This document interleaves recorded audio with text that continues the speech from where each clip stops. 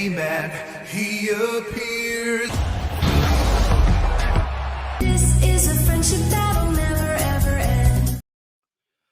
Greetings and welcome to Unveiling Reality. How's everybody doing out there this evening? Hope you are all doing and living well and had a great Christmas. I am, of course, premiering this video. I'm on vacation right now, so I am probably in the chat, but this is pre-recorded and off we go. This is, by the way, thank you to all the Winner Circle members scrolling at the bottom of the screen. Thank you for supporting the channel. You guys make it happen and you are part of the solution. All right. This is Dronepocalypse 2024 part 3, probably titled The Drones Alien Disclosure PsyOp, featuring Dr. Stephen Greer. And tonight what we're going to do is look at a recent interview done with Dr. Stephen Greer by none other than David Spade and Dana Carvey. That's right, Joe Dirt and the Church Lady interview Dr. Stephen Greer, exploring unidentified flying objects and extraterrestrials and the government and all the other things that Dr. Stephen Greer, is famous for coming out and talking about right at the opportune moment. And so we're going to go through what he has to say and break it down. And as we get into it, I'll explain more. But first, let's bring up the big board. All right, here we are. This is our Dronepocalypse 2024 board, which I show every show here. And basically, this is where we're at. We collect all the knowledge. And if you haven't been caught up on the series yet, you're just catching this for the first time, the playlist is in the description below. That has parts 1 and 2 and other breaking news segments and that I've done covering the drone situation that's going on in the U.S. right now and other places related to U.S. military bases and so on. So part 2 I just finished up and published probably yesterday, and it was about the unspoken, the unreported, the hidden narrative, the glossed over narrative about the real intelligence incursions that are going on with drone technology, and then how drone technology is actually being used in warfare today, and what are some things that we actually should be concerned about and should be looking out for, other than the noise of the mass hysteria going on in the public narrative and a lot of the swerves and disinformation coming out of government sources right now publicly, taking us this way, taking us that way. It's, Iranian motherships. It's they're searching for nukes and radioactive material. All these things are turned out to not pan out. Why do they keep bringing them out? Well, that's what yesterday's episode was about. Part 2, that is. So go check it out and you'll learn more about all that stuff and some very interesting things. I do leave you with a lot to think about there. And so, yeah, that's what we did yesterday right there, the unreported narrative. And we also looked at the drones being used, currently being used to combat what those drones are, how the technologies are being used, and what it takes to actually execute these type of operations in the real world, right? So there you go. That was yesterday, part 2. So go check that out. And what we're going to do today is look at over here in the grift bucket, this interview right here again with David Spade, Dana Carvey, and Dr. Stephen Greer. And a very interesting scenario here. And we're going to break this down because this is a very interesting interview. And now, if you're a fan of David Greer and you want to be aliens and all that stuff, look, I'm not here to confirm you're biased, but I think you'll at least find the interview interesting. I am here to walk with everyone to the truth. That's what we do here. We don't confirm biases, but we do investigate and walk together towards the truth. And we do that through careful analysis and no shark jumping. And we reconfirm, revet our ideas, our belief systems. We do the things it takes to actually get to the truth instead of just settling on something because you see some guy that says he has a bunch of credentials and he wants you to take a bunch of things on faith. And he says that's what it is. So therefore you have to believe it. It takes a little bit more work these days in this world of in this world of ever-changing narratives and disinformation, and people who were willing to go out and spread narratives that profit and benefit them or others, without really caring about whether or not how it affects you. And that's one thing we guard against here on the channel as well, is that is a cycle of abuse. Lying to and misleading people, keeping them trapped in false narratives is abusive. And it does cause discord and division and a lot of demoralization in our society. And we're trying to make a better world. We're trying to create a culture of solutions, where we live in the truth. And if you're into that, then you're in the right place. And even if you're not, or even if you don't agree with maybe some of the things I'm saying right now, hang out and give it a try. Just give it a try. Keep an open mind. We'll have a lot of fun. And I will break down how Stephen Greer comes out with his narratives, and the parts you need to pay attention to. And you might want to just double check um, your faith in this guy, because he uses a lot of psychological tricks. And one reason I called this a psyop is because it's a psychological operation. A psychological operation is an operation that is meant to convince you of something that is not true, right? By using different psychological tactics within a narrative, um, within a within a narrative, right? So they put out a narrative, and then they convince you that what they're saying is true, and with an expected result, right? And that expected result could be many things. It could almost always to manufacture your consent for the narrative itself, right? They want you to consent to the narrative being true, to believe in it, and then to what ends, right? Well, resulting, it could be to get you to consider something bigger, like legislation, or giving up your rights or something like that. It can be to get you to consent to buying something, buying into something, buying a product, helping fund the person that is giving you the narrative, right? So profit could be what they want you to consent to, or action, right? So they want you to get behind an action to do something for them. And that's what's or to spread more of it, to gather more people into the narrative, and therefore more consent goes towards whatever the ends are they are after. That's psychological operations. That's what it means. And I think a lot of people believe that psychological operations are just confined to corrupt government, right? And it really is. Psychological operations are happening all the time. It's just that we don't recognize what psychological operations are unless we think it's some big government conspiracy that's behind it, right? For example, you can, if a group of people around you are trying to convince you of something in order to cause harm, or to to isolate another individual, that's a psychological operation. It's just on the micro level. I think we're used to thinking a psychological operation sounds really big, doesn't it? But it's just an activity. An initiative, and it can be handled by two people, or 2,000 people, or 2 million people. It doesn't matter, right? It is what it is. So it's all around us at all times, and we need to keep in mind too, that this statement over here that I make, and I've come up with, uh, this is the essence of a psychological operation. And they'll come out and tell you what they're doing. The establishment never lets a crisis go to waste. And the Democrats are love to say that line. We'll never let a crisis go to waste, right?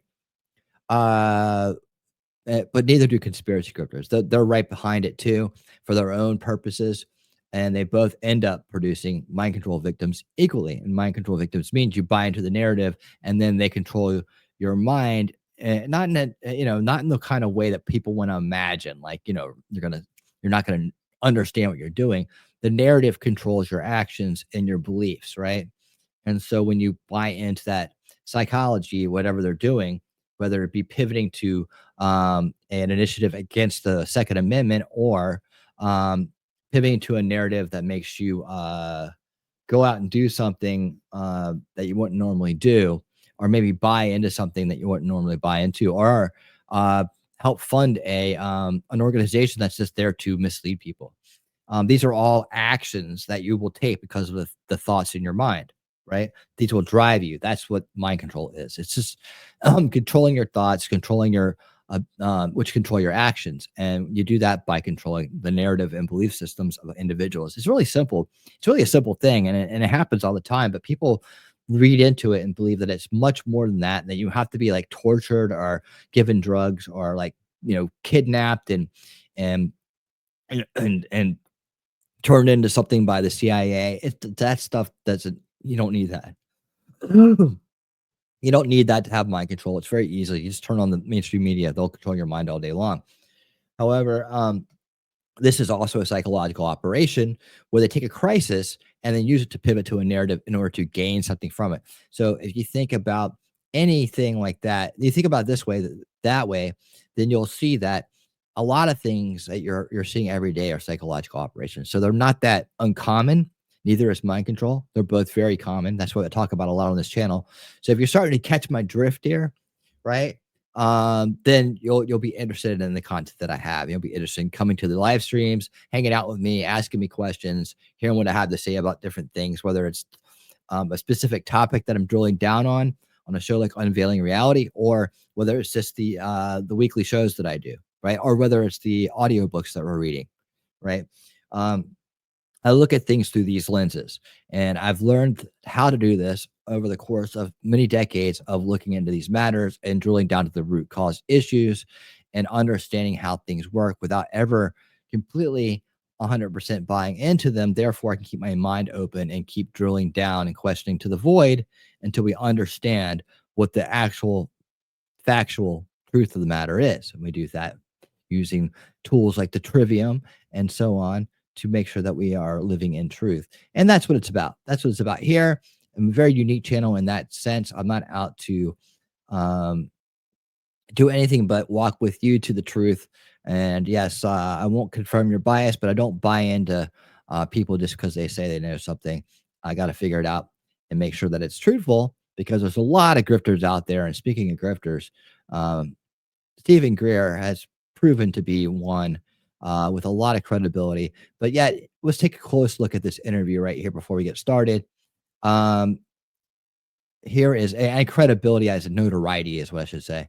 Um, you're gonna find that he glazes over a lot of things. And this is a typical technique. I've watched so much Stephen Greer. Like, I've watched him for 2 decades. I've watched all the Disclosure Project stuff. I have a playlist. I'll put it in the description as well, called the UFO Alien Rabbit Hole. This video will go into that playlist as well as the Dronepocalypse 2024 playlist and the Unveiling Reality playlist. So they'll be on 3. But yeah, I've studied that what they're doing with this Disclosure Project. I explained it. It's a walk into belief, basically getting you to believe all this stuff that's going on and confirming all these distractions, all these things that you can't prove. It's just one of these. It's one of these grifts that are out there, and these people are all selling books. They're all trying to get you to buy something, right? At the end of the day, there's a lot of money to be made in this UFO alien rabbit hole. And they're doing that. Now, is that all they're doing, or is that part of the benefit of doing this? I don't know. We're gonna ask that question as well as many other questions tonight. But if you want to see this interview with us and just kind of see what how I'm gonna analyze it, you're in the right spot. You'll enjoy it. But taking a look at this, here we have Stephen Greer going on a show with 2 Hollywood elitists. I mean, they're million multimillionaires right here. I don't know either one of them to be all that based. I think they're pretty much leftoid kind of folks. I don't, maybe I'm wrong, but I think they're kind of like anti-Trump kind of people. I have no idea, particularly, but they're in that Hollywood crowd, right? So they kind of like government. We kind of don't trust them right off the bat. And they did nothing in this interview to change my mind about that. So they're just here asking questions. But here he is on with 2 Hollywood personalities, right? 2 very famous people to disclose it, put his narrative out there. And this is a very interesting setup right off the bat. Like, why would you go on with 2 Hollywood people in order to spread this narrative? And that is to reach their audience, correct? So what he's trying to do is get the the gullible people, the people who would tune in to watch a David Spade, Dana Carvey podcast, which has a lot of a variety of topics on it. But none that are all that important or all that relevant in terms of what reality is and what's going on in this world. They do kind of corny stuff. They're comedians too, right? They're supposed to be funny. I like their work. I like their, as entertainers, I like them. But I don't know that this is the place that I want to go to believe things. But yeah, here you have Stephen Greer reaching an audience, and let's see how many views did this video get. They only have half a million, quarter of a million subscribers, but 2.2 million people watched this interview, and it's hilarious. It's hilarious. Like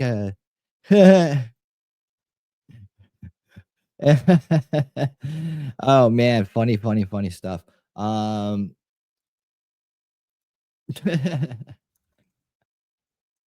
well. Mm. Okay, let's get started here. I'm gonna go ahead and pull this interview up, and we're gonna get rolling on it. I hope everybody's doing great out there. Remember to like, share, subscribe, do all that stuff. Trying to grow the channel. You won't find a lot of content out there like this where we absolutely just don't buy into sensationalism. Really try to keep it based here. Try to drill to the truth. Keep asking questions. Question to the void. All that stuff. That's what we do here. Let's get this interview started. All right, rock and roll. And away we go. All right, welcome, Dana. Welcome. My guest today is Dr. David Spade, who's from. No, we have a guest we've had before. Yeah, Dr. Greer, a ufologist, a trauma doctor who found out some secret stuff about the government and has devoted the last 25, 30 years to exposing it. So take it from there, David. Well, listen, we like Dr. Greer. We had him on before. We got a lot of comments on YouTube. I think people think he's very interesting. It's a riveting conversation. Like, I don't even know if I was ready for it because I'm telling you, we haven't been shut up like that in a while. And because we want to let him talk, and he's got a lot to say. And it started by saying, hey, all these things over New Jersey. And then there's also drones and orbs seen everywhere and all over the country and world. And everyone's panicking. And do you know anything that we don't? Which of course he does. That was our main thing. We wanted to get do you guys does he know does Stephen Greer know anything that Dana Carvey and David Spade? I guess he's talking about from the mainstream media narrative. I don't know. This is just hilarious, a hilarious setup. And I think it's funny that he says he's been spending 25 years exposing it. Well, David Greer, I'm sorry, I keep wanting to call him David. It's Stephen Greer. What has he done except for make a name for himself and just get people to buy into his stuff? Now, in case you didn't know, and I'm going to put this over here for a minute. In case you didn't know, Stephen Greer was busted running a scam on people, basically getting people to pay thousands of dollars to come meet with him to go have these encounters with aliens. And what he would do is he would take them down to the beach, right? And they would sit on the beach, and he'd have them do this really, weird meditation that he created himself. He called it close encounters of the fifth kind or fourth kind. This is the fifth kind, right? So you're supposed to commune with them through your mind, right? And then they show up in the air and they wave to you. Basically what it is, you guys can look it up yourself. But he went out there, right? And what you do is you pay $1,000 and you go there and you sit you on a beach, have you meditate, you do a bunch of weird new agey stuff, okay? And then you look out over the ocean, and then there would be these lights in the sky, right? And that's supposed to be the aliens. You're supposed to call them in, commune them, tell them it's okay for you to come talk to you, right? And then you see off on the horizon these lights that would go up, and they'd be there, right? And then they fade away. And he'd narrate the whole thing. It's like I did an episode in the UFO alien rabbit hole playlist, right? And where we exposed all that, how it worked. And basically what he did is he had a partner out there on a boat off the horizon where you couldn't really see it, right? And it would be at night, of course. And they would put up these flares, these lanterns, these flares, and that would be your close encounter of the fifth kind, right? So that would be that's the big scam. And he got busted. They figured out that, you know, he was doing that, and people that paid a lot of money to go do this were very upset. Yeah, here he is getting notoriety, 2.2 million views. And out there spreading this narrative. He's not letting the opportunity go to waste. This drone crisis go to waste. He's out there to, again, rehash his narrative and get people to get behind it. And you'll see how this goes. But anyways, here's two Hollywood actors trying to figure it out and build this show up. And a riveting conversation. Well, we'll see. What's going on these unidentified flying objects, i.e. drones, where they're from, how they move, how they disappear, what they're related to, what are they up to, why are they here? And he does, he goes on some tangents, but he does basically answer those questions. Like they're mind-boggling, mind-boggling stuff. I mean, look, they're selling this shit, aren't they? I mean, is it mind-boggling, or is it? You know why it's mind-boggling? I'll show you why as we go along. To them and to people that are watching it. He's a fast talker. He's a double talker. He throws a lot of stuff out there that people don't even know what he's talking about and uses it as evidence, right? I have to say, we didn't do many jokes. I wanted to say for 2 trillion, you can get some pretty decent orbs, which you'll get that joke once you're watching. But we let him talk, and he talks about where he thinks they're from, why they're there. We talk about extraterrestrials, obviously the most interesting part. And should we be scared? Should we not be scared? What's the future? And God, did he have some answers? Just basically, there's without giving it away, there's some information that may be coming down from a whistleblower very soon, and there is potentially rogue organizations that are doing these things. So anyway, it's a lot to unpack.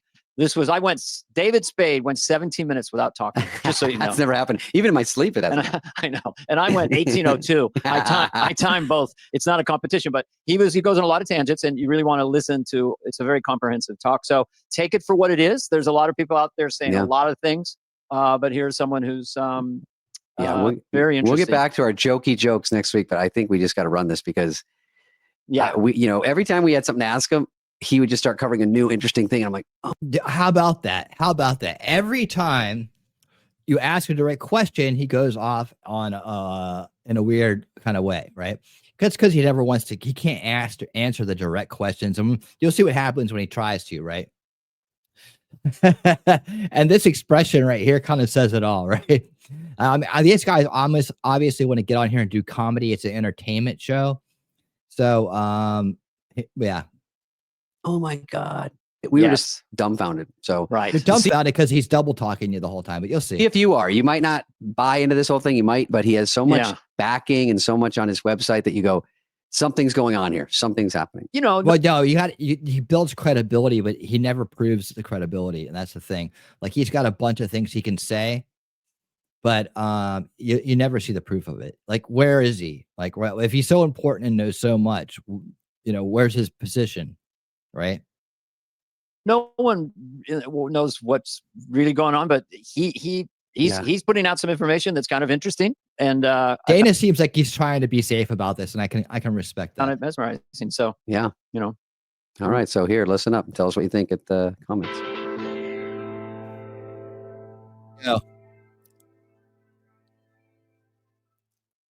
Okay, so you got to follow. Tag BetMGM across all your socials. You know this. Are you serious? BetMGM. Wow. Wow. Wow. That's Christopher Walken reacting to that news. Also, the tagline, the sports book born in Vegas. Wow. Vegas born sports book. They are the sports book born in Vegas. Oh, wait, hold on. Are we watching an ad here? Hold on. What the hell? You guys snuck that into me like I wouldn't even believe. All right. All right. I didn't even see that coming. All right, here we go. This is the big Stevie time for you.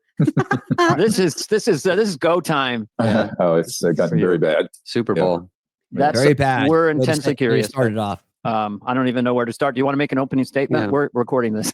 Yeah, you can start because we know we're going to ask you. I'm talking to Ted Cruz, right? Ted, he's on now. Okay, I'll ask him that. Oh, good. Sure. Far away, Ted. No. Anyway, so is your head spinning, or you're looking at this from a completely different point of view than almost all of us in America? So what are your just basic thoughts about this phenomenon of things in the sky? Basic thoughts. Well, I mean, as you know, I've predicted this sort of thing would happen for 30 years. There's a covert rogue military component that is behind all these drone sightings. Okay. This is how it's gonna be. I mean, you got to break things down into little pieces with this guy, right? So he just said there's a covert rogue military aspect to this that are behind all these drone sightings. Okay? What all these drone sightings, okay? Sightings are not proof of drones.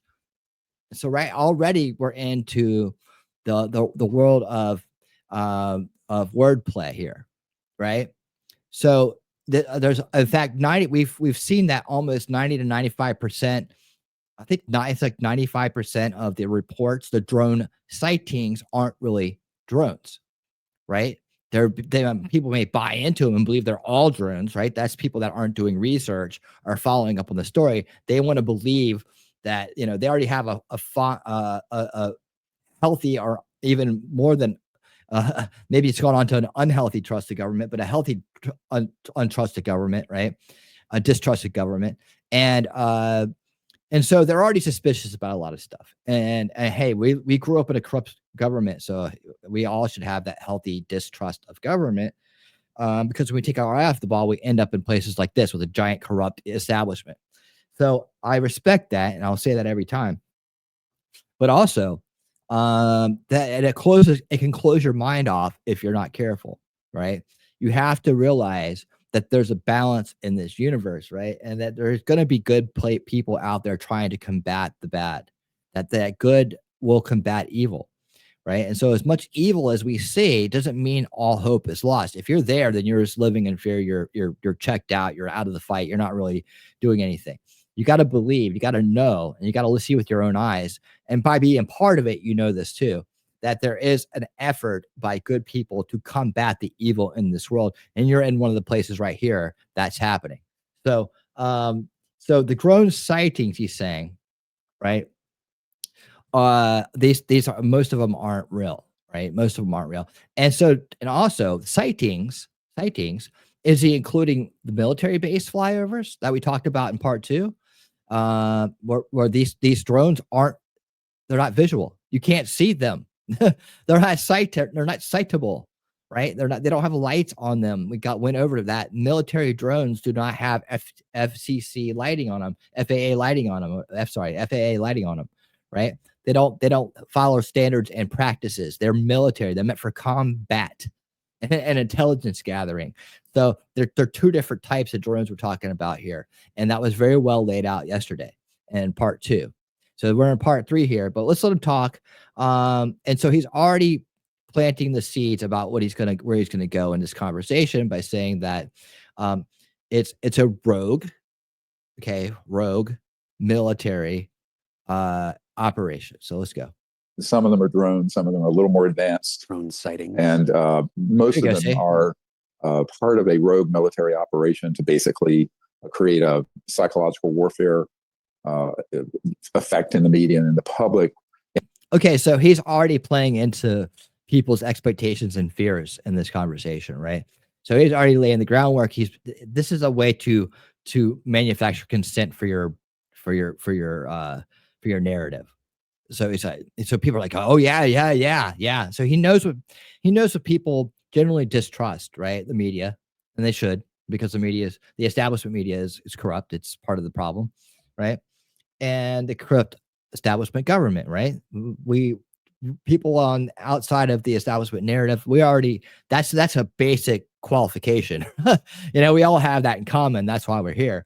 But then he's gonna use that as a way to bring people into what he's gonna say, and he's gonna say it's rogue military. Now, how do you get rogue military?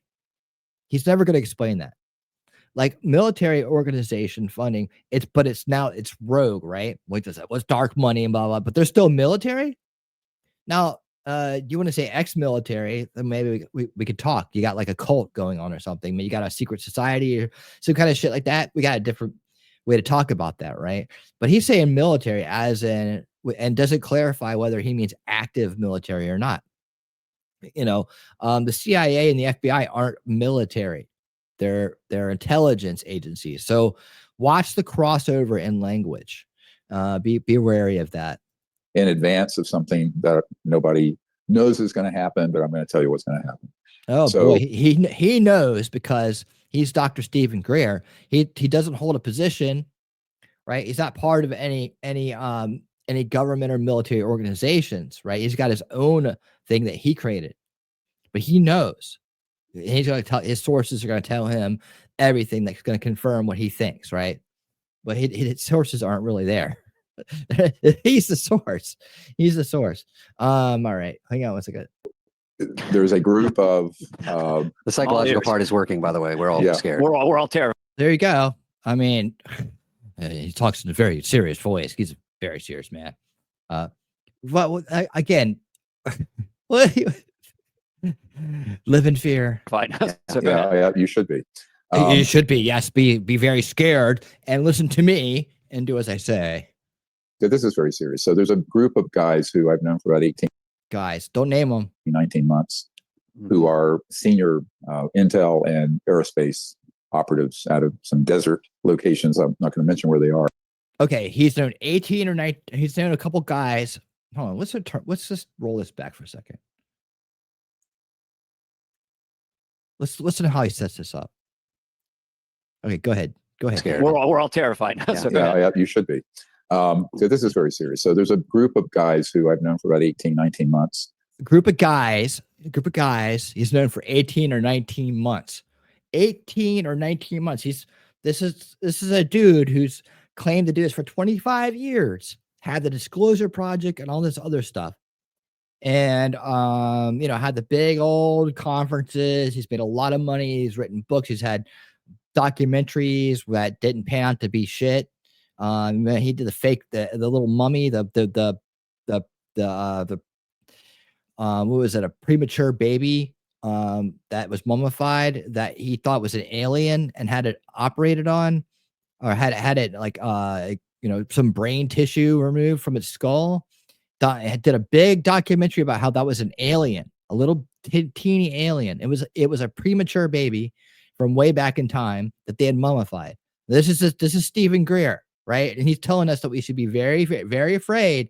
This is a guy that has taken money from people to hoax them, to grift them into believing they're talking to aliens, and has made money on a documentary called Sirius. It's out there. Go check it out, where he spends an hour warming up everybody to this whole reveal about an alien corpse, right? And by the end of the documentary, they didn't even have the results. He put out the documentary without the results. And then later on, you find out that it was a human being, right? This is Stephen Greer telling us he's known people for 18 or 19 months, okay? And they live in some desert somewhere that he's not going to tell us where, because that's too dangerous, right? This well-connected guy, all right? A trauma doctor. How about that? He knows what makes people scared, doesn't he? Trauma doctor, right? And so he's not going to tell us because it's so secret and so scary that something might happen to his 18 or his group of guys he's known for 18 or 19 months, right? That's Stephen Greer. Here we go. Who are senior intel and aerospace operatives out of some desert locations. Okay, these guys are senior aerospace and intelligence operatives, and they all live together. So in some desert. Okay, I'm not going to mention. They're not remote. I've been to them. Where you've been to their secret base. Okay, the R&D testing and operations dealing with so-called UFOs. Is that his boyfriend running in the background there? UAPs occur. Now, this guy, the main guy, has 6 other black sites, as they're called, operational sites that are. The main guy has 6 other black sites. Look at him. I mean, dude, he's just building this story up, isn't he? Okay, these are things that you have to take on faith. All right, this is the anatomy of a grifter, the anatomy of a PsyOp. You have to take, especially in the UFO rabbit hole world, right? You have to take so much on faith. So right now, as we go through this, I want you to get yourself a notepad, open on your desktop, right? And I want you to note every time he says something that you have to take on faith. You have to take on his word. And I want you to, by the end of this, see how long that list is. I can do this in my head. I've been doing it so long, but you write it down for the first time. That's how I used to do it. I'd be okay, I'm going to analyze this. And I would write down every time they would say, take this on faith, take my word for it. I can't tell you that. I can't tell you that. It's a secret, right? This guy has more secrets than the government does, but he's supposed to be out here exposing things. Or very secretive. I just said it. Are these particular ones are ones that are rogue and been running illegally for a long time. Okay, so what is it now? So these guys who are the bad guys, they're doing the research and development. They're aerospace intel guys, right? Who are out in some desert somewhere. The main guy has 6 black sites, right? And I'm gonna make sure I heard him right because I'm stopping this. I'm making comments, so I'm gonna rewind this. Let me make sure I got this right. All right. The main guy is the rogue guy. Hold on. What the fuck are you talking about, Greer? They're black sites, as they're called, operational sites that are very secretive, and are these particular ones are ones that are rogue and been running illegally for a long time. He is coming forward in the next 30 days or so, maybe less, with the evidence and unmasking himself and some of his operators, special forces. Okay, so what you're saying is these are the guys who have been doing this, and you've been out there to talk to him because you're Dr. Stephen Greer, God damn it, and you've convinced them to come forward, and in the next 30 days or so, what do you want to bet? In the next 30 days or so, nothing happens. It is now December 23rd. This interview was done on 3 days ago. All right, so the 20th. So by January 20th or so, we should have this. January 20th. What an interesting date. What date is that? That's the inauguration date, isn't it? Interesting. So on inauguration day, when the whole world will be watching Donald Trump become our 47th president, thank God. The black site operator, rogue military aerospace intel guy is going to come forward and disclose everything. Amazing. Versus guys about what's going on at these sites, and with evidence. In other words, he's been operational when they have targeted and downed extraterrestrial vehicles. Ah, there it is. Oh man, they have targeted and downed extraterrestrial vehicles, ladies and gentlemen. Dr. Stephen Greer is on the case. Yes, indeed. This is conspiratainment, guys. And the sad part about it is that people actually believe what he's saying, including Dana Carvey and David Spade. I mean, the church lady and Joe Dirt, they believe him. Isn't that special? Oh, Joe Dirt. Man, this is gonna be fun, guys. I hope you guys are in for some fun. I got wow. All right, so they downed extraterrestrial vehicles, right? And they got the technology and they're reverse engineering. Man, it gets better than this, guys. It gets better. He's been present when they've tested man-made UFOs, which are mostly what people see, that are essentially anti-gravity craft. Okay, so mostly what people see are man-made UFOs that are anti-gravity craft. Okay. And when do they see them? What are you talking about? You talking about the drones right now? See, this is where the mud happens. This is where he's like mixing things together. So, you're not sure if he's talking about that or UFO reports for the last 50 years. You have no idea what he's talking about at this point, but he's mixing it all together. That's the way the wordplay goes. And he's been present when there are a number of illegal operations that have occurred, including the incidental hitting and downing of civilian private planes that go up over this test area after a temporary flight restriction has gone up. So, temporary flight. Are you talking about New Jersey? Is he talking about New Jersey? Has there been planes down in New Jersey? Are we back in the desert? You see, you can't follow his story, and that's intentional. The intention is to have you going in multiple directions, right? You're supposed to just imagine that, well, this guy's so super smart and he's so busy and he knows so much information, he just can't keep it straight. That's all it is. That's all it is. It's, so you're supposed to forgive him for his lack of coherency here and just try to take in the bits and pieces. And that's what he wants you to do. That's how it works. It's just, he's talking in circles. He's mixing things together, and you are trying to, if you don't slow it down and stop it word for word and listen to what he's saying, you might buy into it by the end because it's a sales pitch. Watch. So there are innocent people who've been murdered, and that's completely, there's no evidence that they were hit. So, okay, there's innocent people that have been murdered, and there's no evidence they've been hit, but they have a flight restriction over this area. What area are they talking about? And this guy's been present when Cessnas have been down for flying over it. If it's so secret, what are they worried about a Cessna flying over for? You can't see shit. Have you guys ever flown in a Cessna? Do you think a Cessna that with just innocent people flying in a Cessna over, they have flight paths. You have to, like, kind of follow a little bit, but in Cessnas you're kind of free. You just have to. I've been up in a Cessna a couple times, so you're kind of free to do what you want. But at the same time, you know what? They accidentally go over an area. So how were they shot down?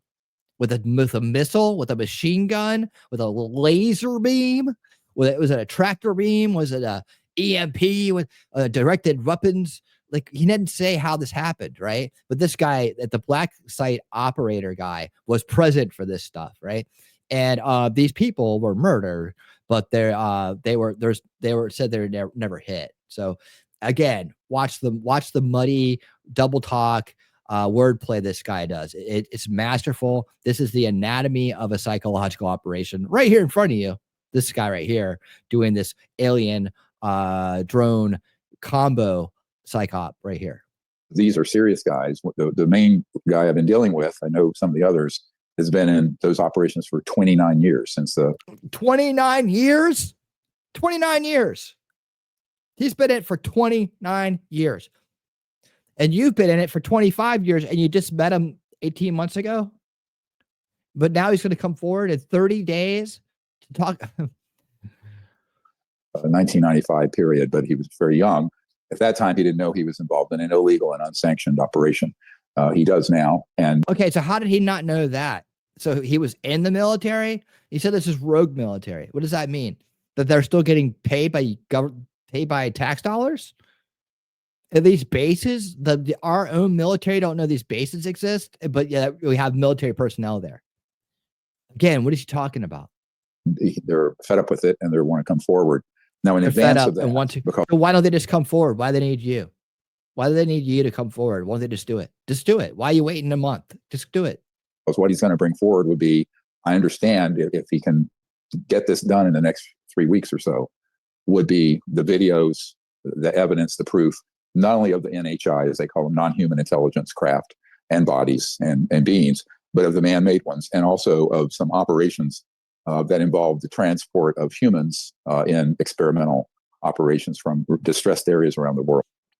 The experimental operations from distressed areas around the world. So they're trafficking people to do experiments on them. The black sites are military, rogue military black site operators for 29. They're trafficking people in to do experiments on them. Why? There's millions of people pouring across the border. Why are they got to transport them into the country? Just grab a few at the border. What are you? I mean, you can just literally just pull a van up and they'll get in. My God, dude. Now, as you know, we have a whistleblower who was a Marine who came across this in 2009 in Indonesia after there was an earthquake and tsunami. And he came across an operation of what looked like an octagonal disc that was. There's always something going on, right? It's always something. After hold on. This is a whistleblower now. We're never going to know his name. You're never going to see his face. We're never going to hear the story. This is the only time you'll know about it right now. Watch this shit. Let's go back 10 seconds. Who was a Marine who came across this in 2009 in Indonesia after there was an earthquake. In Indonesia. The Marine in Indonesia came across a UFO. I'm sure that's what he's going to say. Some hexagonal object, right? After a tsunami hurricane. And tsunami. And he came Earthquake, tsunami. Let's go. It's from distressed areas around the world. Now, as you know, we have a whistleblower who was a Marine who came across this in 2009 in Indonesia. 2009. After there was an earthquake and tsunami. And he came across an operation of what looked like an octagonal disc that was about 300 feet across, size football field. That was a 300 a 300-foot across octagonal disc, 300 feet. Okay, a football field is 100, isn't it? It's 100 yards. Okay, 100 yards. Levitating above a clearing in the jungle. It's And his levitating. platoon came across this. They were almost killed This sounds by like these operators who were Hold on. American, but did not look like they were any part of any armed forces insignia or uniform. And this sounds like the plot from Predator, like the very first Predator with Arnold Schwarzenegger. they had crated up and were transporting humans who were barely alive. And they said, look, you can come with us. And then those were moved over. They said they were creating up humans, and they said, "Hey, look, you can come with us."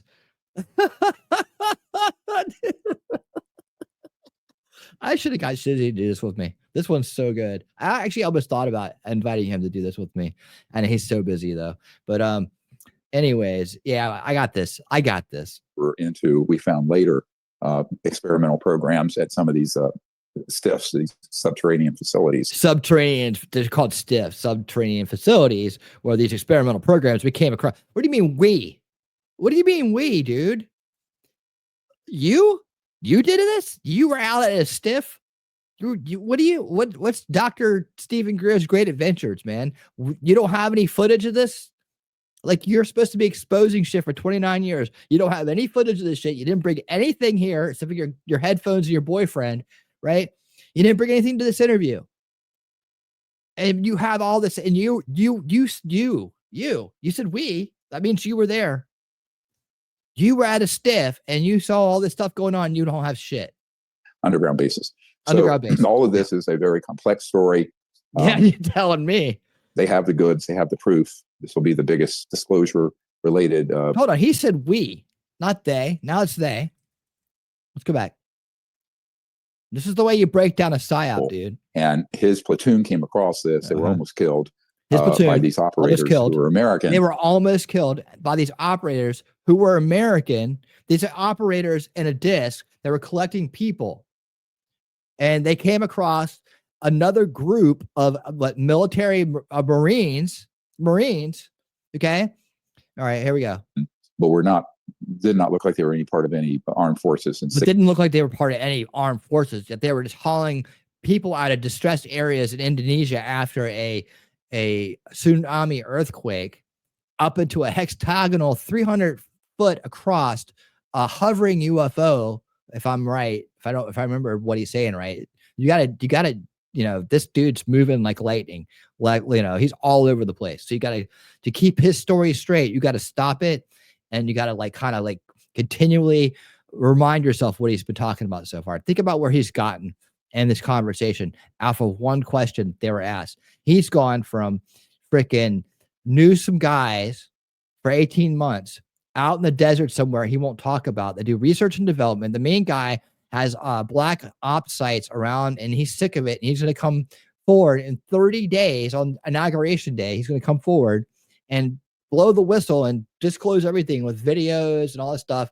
And now there's a Marine in Indonesia who saw a hovering with his platoon, or, who came across some other military people who didn't look like they were in the military, who had a 300-foot hexagonal hovering craft where they were loading people in from a distressed area after a tsunami earthquake. Okay, got it. Insignia or uniform.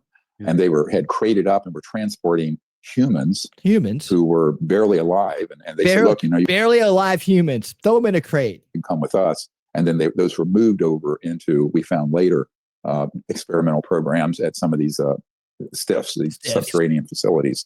So they took barely alive humans, put them in crates.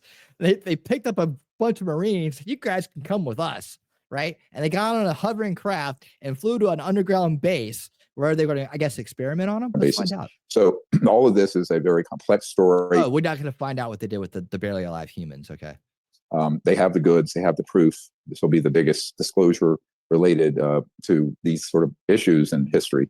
Well, I say it's going to be the biggest disclosure in human history, period. So that you've been saying that since I've ever known you. Since I first came across your face, you've been saying disclosure's coming. Disclosure's coming. The disclosure's coming. So in advance of that, these fascists and criminals that have at the core of these covert operations have been launching these sort of decoy drone events, and also orbs. People are seeing these orb-like things. Yeah. Those are Okay.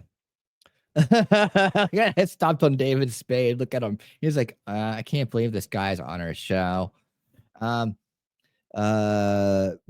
Okay, so that it's these guys he's saying that it's these guys, the same guys who are part of underground bases and creating up humans that are barely alive in distressed areas in Indonesia in 2009 in a hovering UFO, right, to experiment on. It's these guys who are launching up this drone. Let's go back and listen again. It's these guys that are hovering, that are launching these drones up to fool us about for some reason. Let's go back. decoy drones. Decoy drones. That's it. They're decoyed. Now, what is this? What do you mean decoy drones? They're either drones or they're not. Are we supposed to are they not really drones? Like what do you mean by decoy drones? I mean, I know what a decoy duck is, right? It's a fake looking duck and the other ducks come along. So is a decoy drone supposed to attract other drones? I don't understand. It's a freaking remote control plane. It's a remote control helicopter. That's what a drone is. All right. The kind you're talking about. The hobbyist drone is a remote control helicopter with a camera on it.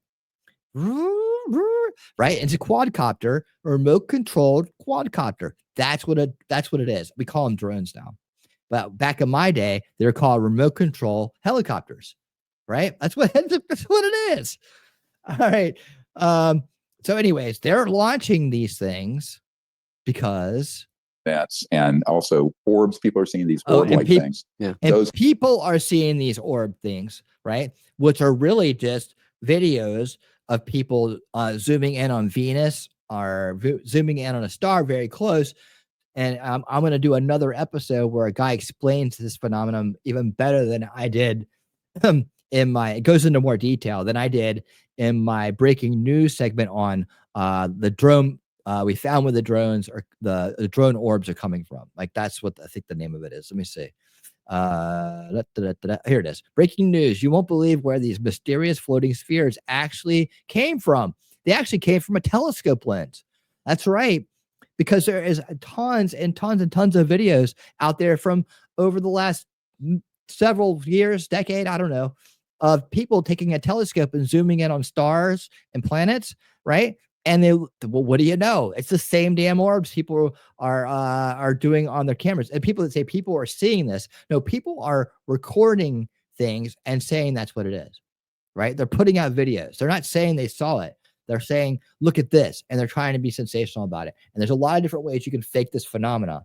But there's a lot of different ways to fake it out there. And this is the trolling aspect of things and the grifting aspect of things.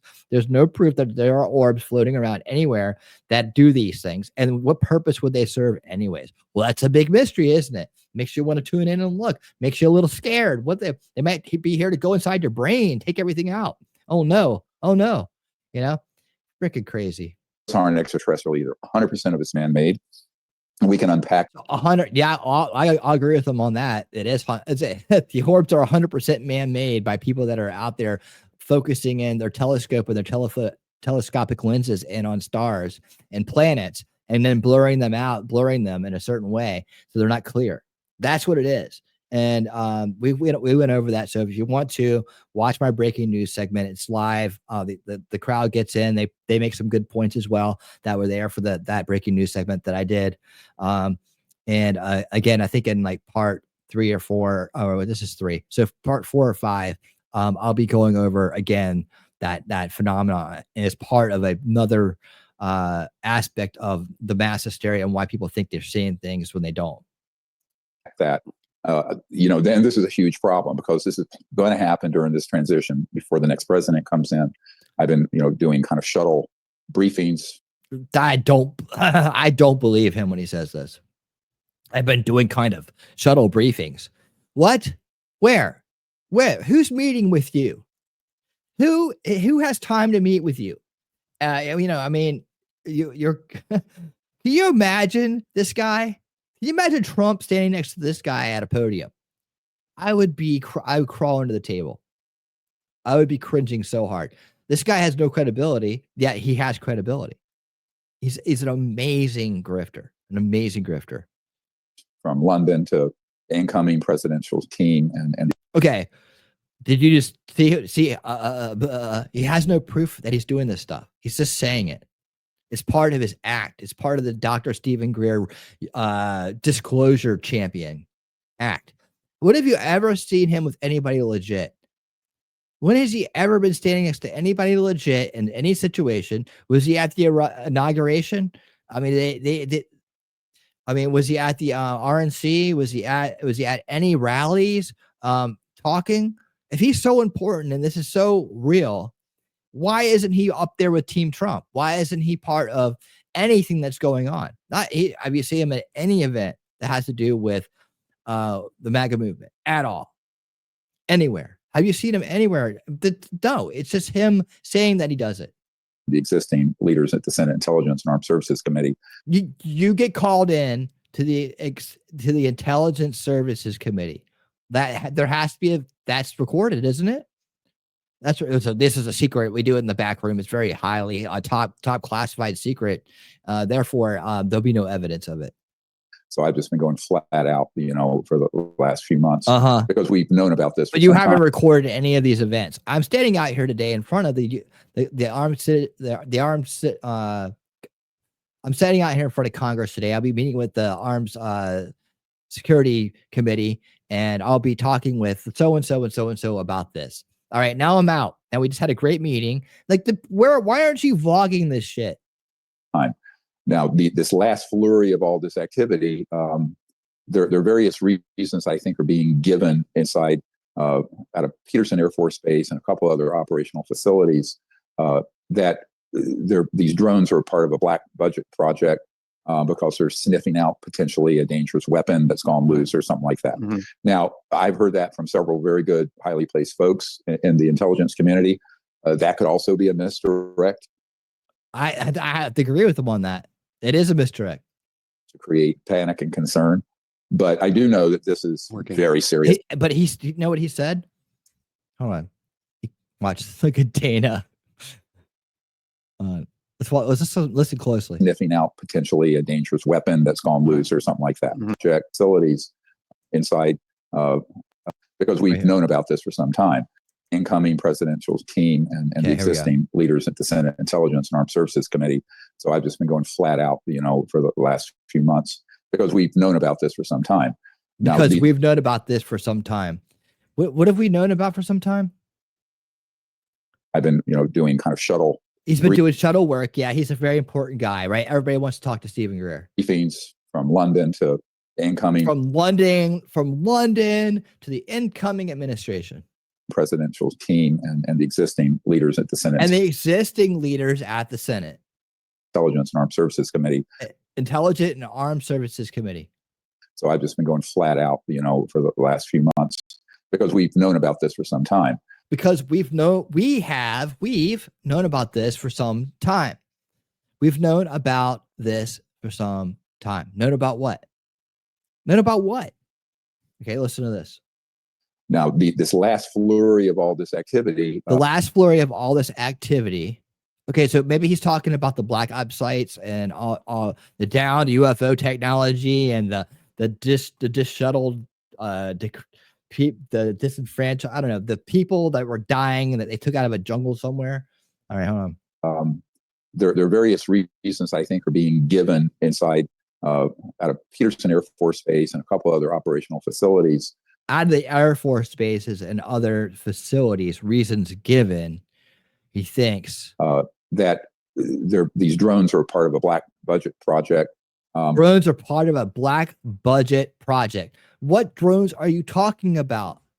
Again, what drones are you talking about? Are you talking about the ones that buzz, that are swarming in and out of military bases occasionally? Are you talking about the ones people are putting on their phones and putting on the internet? You're talking about the ones that people are doing reports on. All right, what drones are you talking about?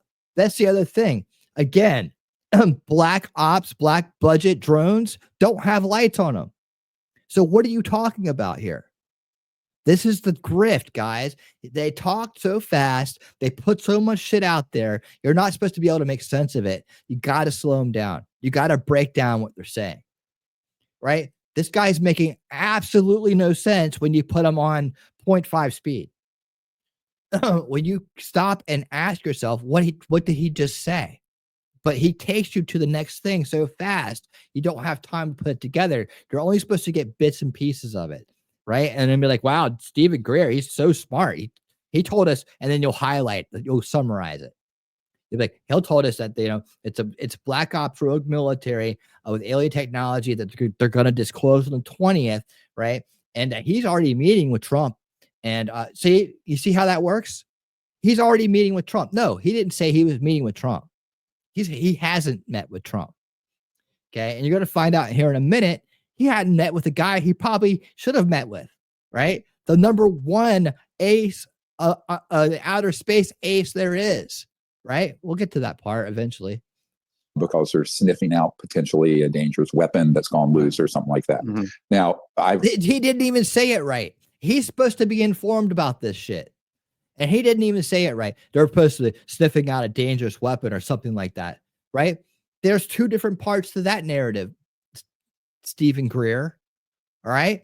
There's the missing nuke warhead, right? That supposedly was missing from the Ukraine. That old, what's his name, came out from the aerospace company, right? And made his little TikTok video and got sensationalized and everybody started buying into it. And then there was the New Jersey narrative. I know this shit. I'm just winning reality here. I'm just a small channel who got crappy reach, right? And I know this shit, right? Because I take my time in our research. I actually do the work that you say that you're doing, right? I know the narratives because I'm actually doing the real work. All right, I ain't gonna go into that shit. It's just like he's on 2.2 million views. On with Dana Carvey, the fucking church lady, and goddamn Joe Dirt, right? And he's supposed to be an expert, and he doesn't even know the narratives that are on the board. I'm so busy shuttling between the London, the incoming administration and the current administration. I'm just so busy. I don't have time for details. If you're shuttling, you have a lot of time on a plane. How do I get it done in a day? How do I get it done between a job, a family, and fucking a life and a channel and 5 shows a week? How do I get it done? If you can't get it done, you got a staff, you got money, you got planes, you got all kinds of shit. You can't get it done. All right, enough of that about the rant there, man. It's just like that's just so irritating, and people buy into this shit, right? So, anyways, he said he doesn't know the narrative, right? The other part of the narrative comes out of New Jersey, where they said a shipping container that contained radioactive material, being shipped by FedEx, by the way. FedEx, they're the kings of shipping radioactive material. They're the kings, dude. FedEx, man, every one of those trucks got radioactive material in it. They're all shipped. Dude, you got to ship some radioactive material, ship it through FedEx.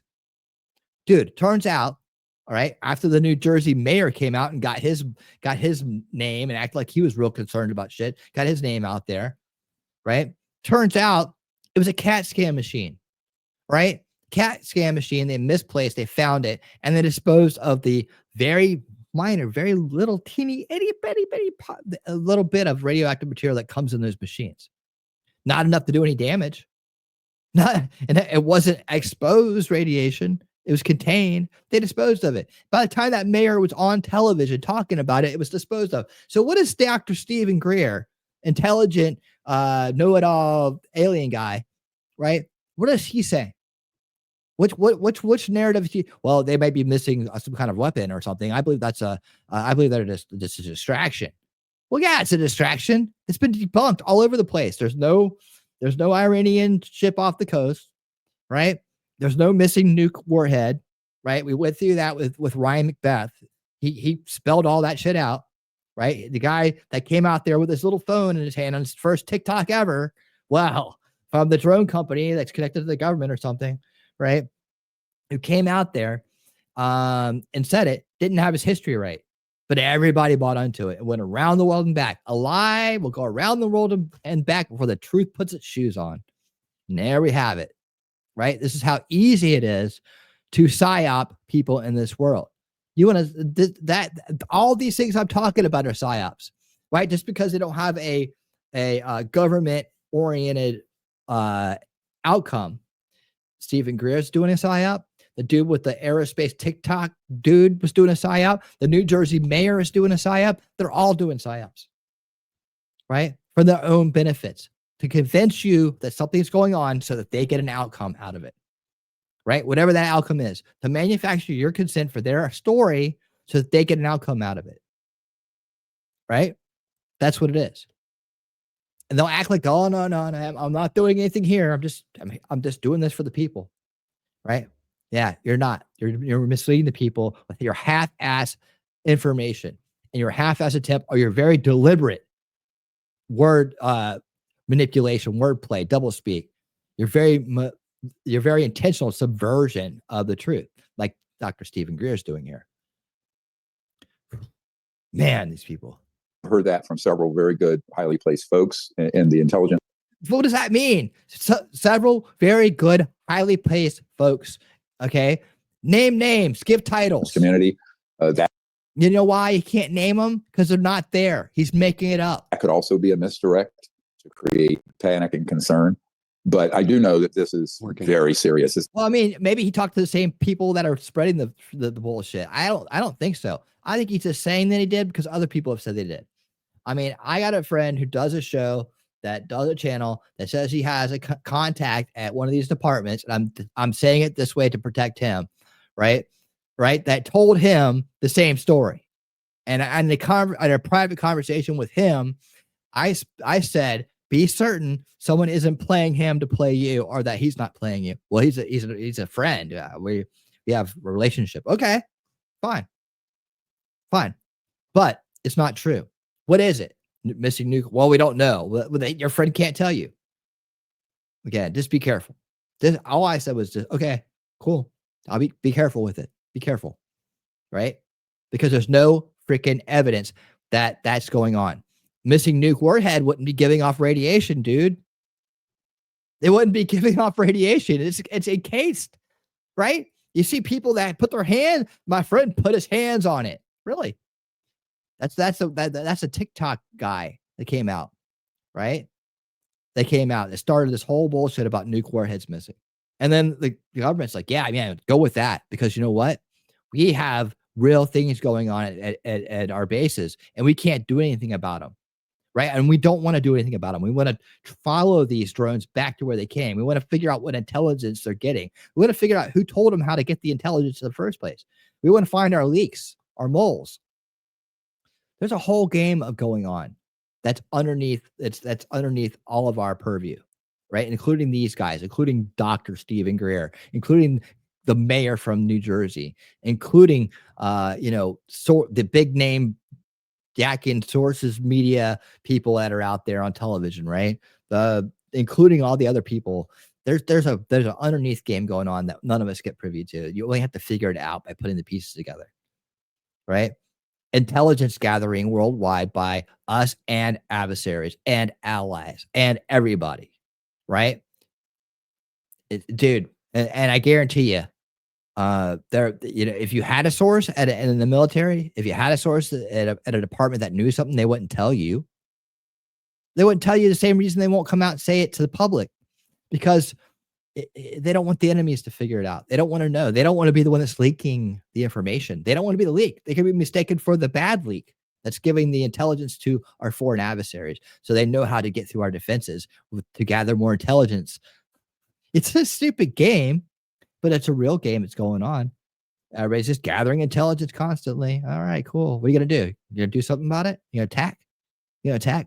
I want the technology for ourselves, right? They want the technology for themselves.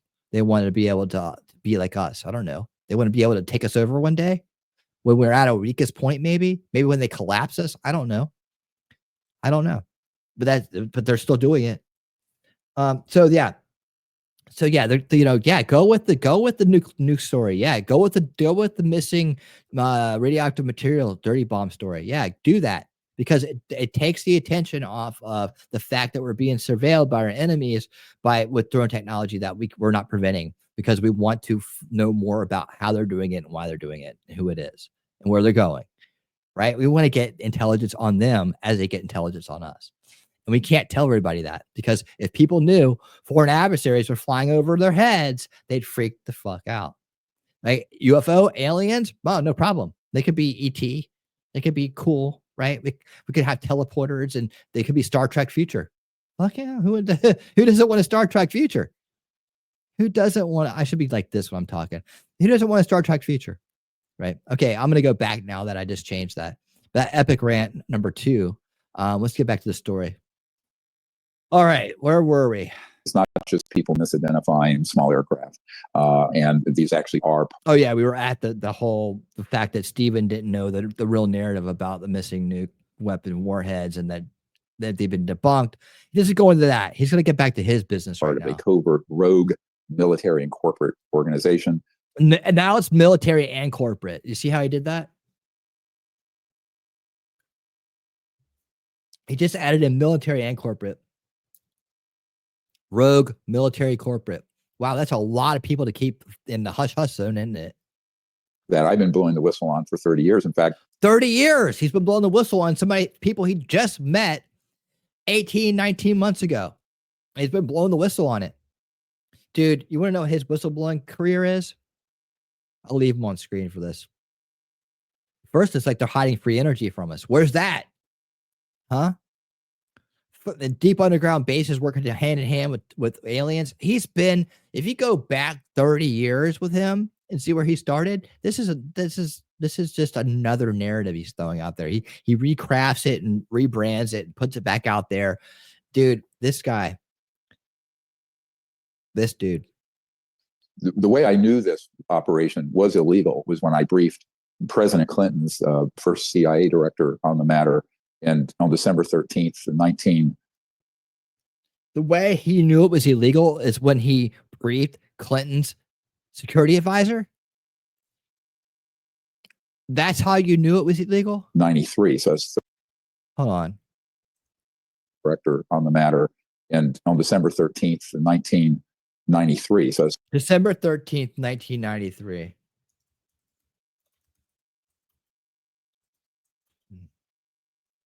December 13, 1993.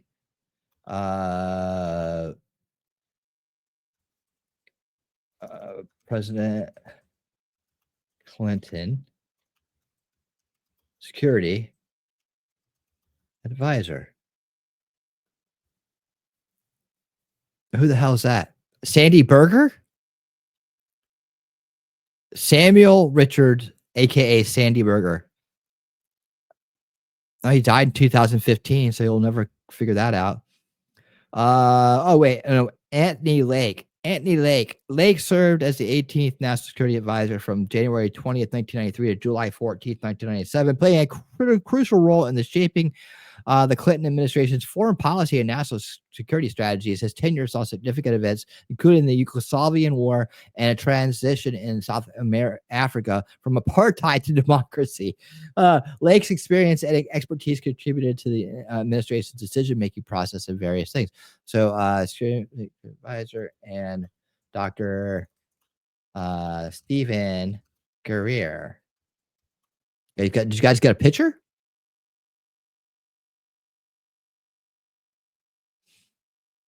A retired emergency room physician turned a life of. That's who Stephen Greer is. Any pictures you guys together? Let's see here. Nope. Anyways, I won't go deep diving on that, but that's the way you do it, right? You take something he said, and you go look at it. You go look at it, and you see you see if it makes any sense. All right, so here he is recalling his wonderful moment when he figured out something that is something was illegal, right? 31 years ago this past week, and he and the president had no access or knowledge of these programs. And remember, my uncle What, you don't know about the programs that don't exist? Holy shit. and other people I knew worked Northrop Grumman and these Lockheed Skunk Works programs, and I had all the evidence already in 1993. And so at that point, we did conclude that the operations dealing with this subject, even though it's the butt of a lot of jokes and whatnot, little green man, haha, that is actually being run very secretively, but also illegally without the oversight of the Congress or the president. Now, there are people embedded in the White House, National Security Council, Congress, who are operatives who actually are there to gaslight and deceive the senior members. That's convenient as fuck, isn't it?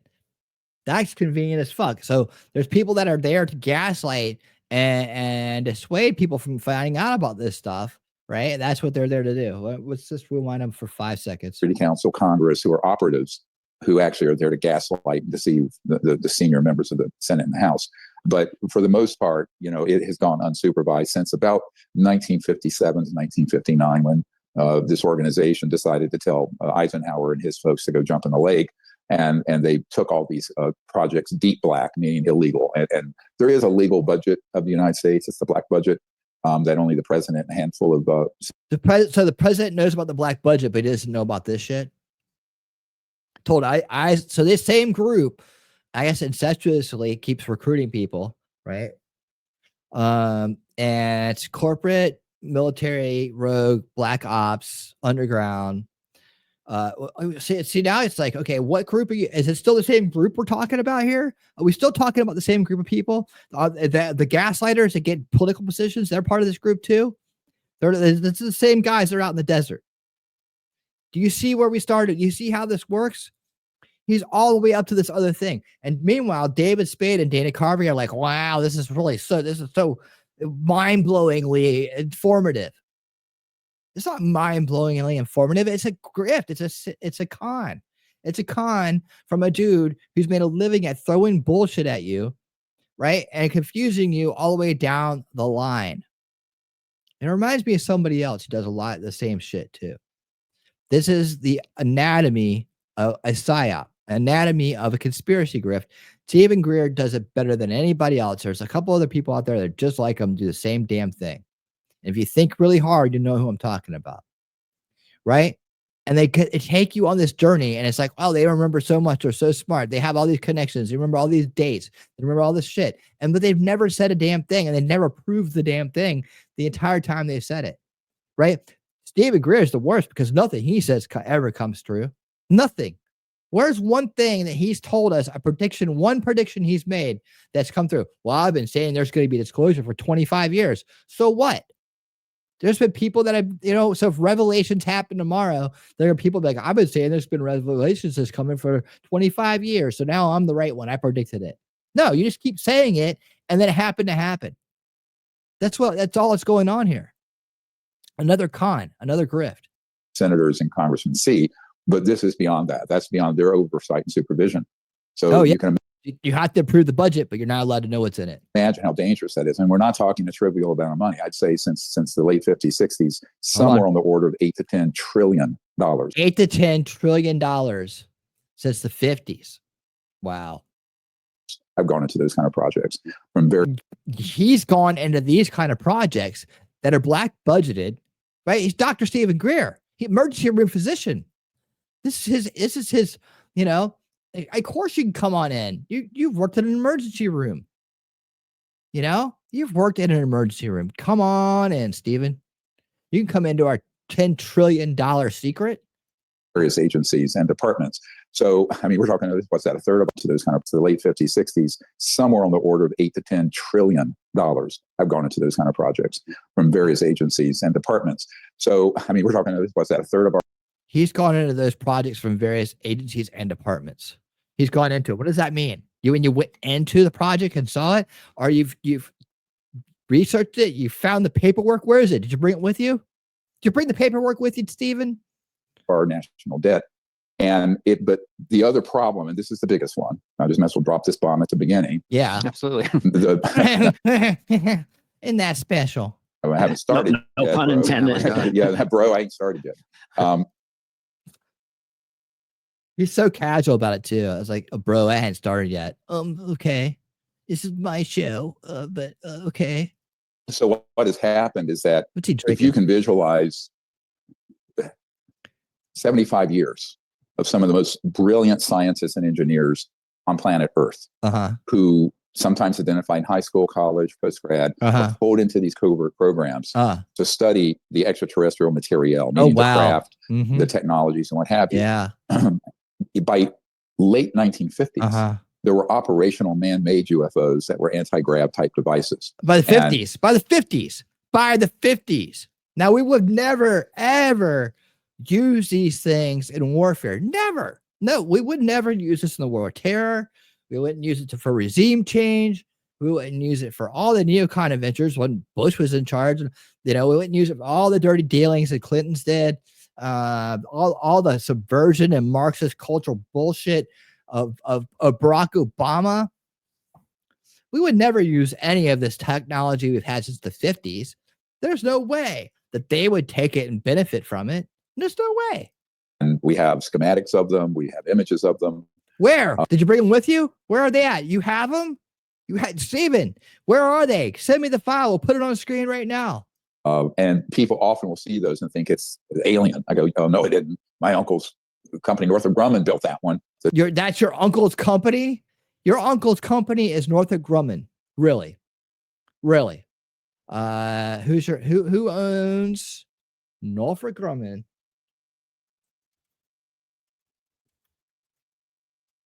Yeah, here we go. Who owns Northrop Grumman? Who owns it? Give me the answers. Come on. It's a multinational aerospace and defense technology company. As of 2021, Northrop Grumman is a publicly traded company listed on the New York Stock Exchange.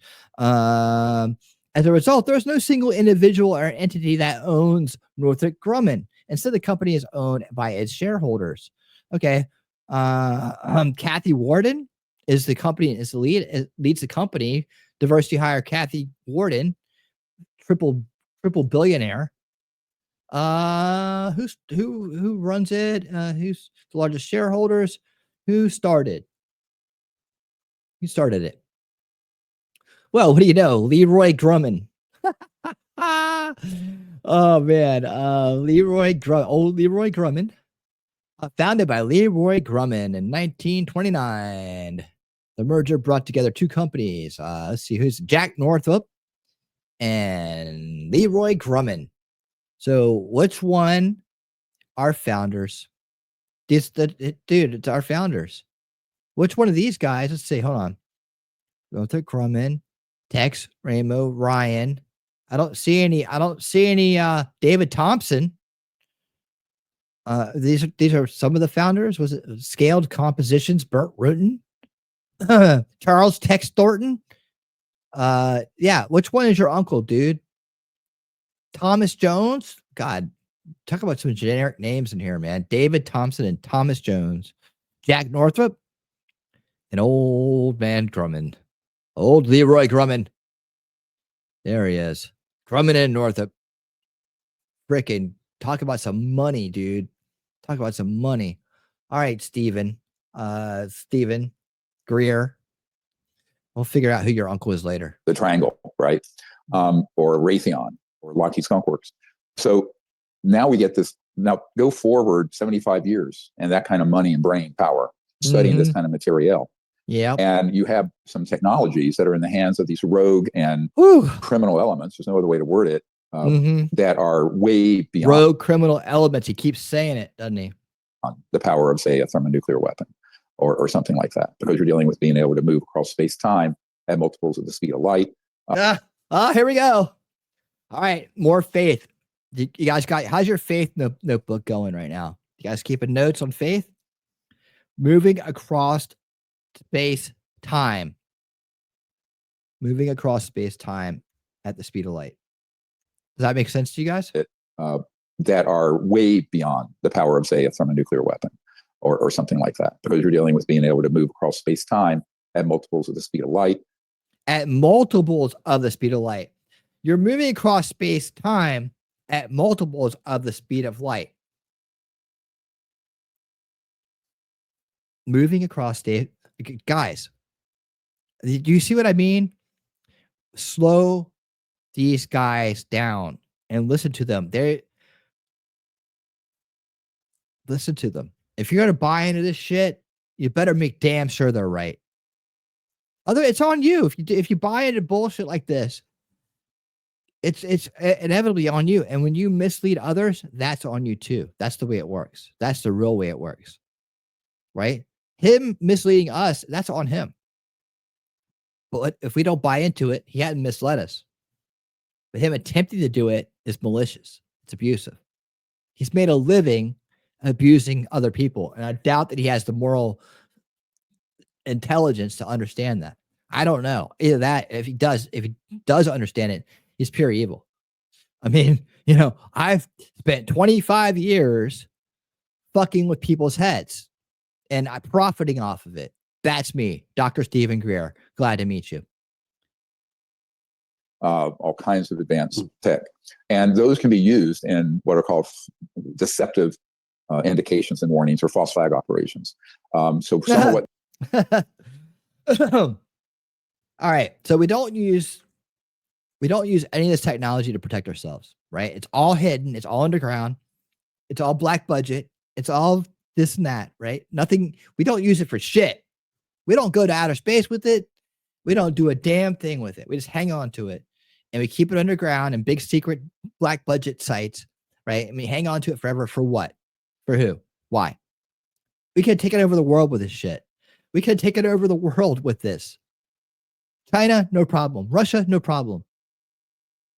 No problem. But it's just stored underground, and we bring the most brilliant scientists in the world to go work on it, except for Elon Musk.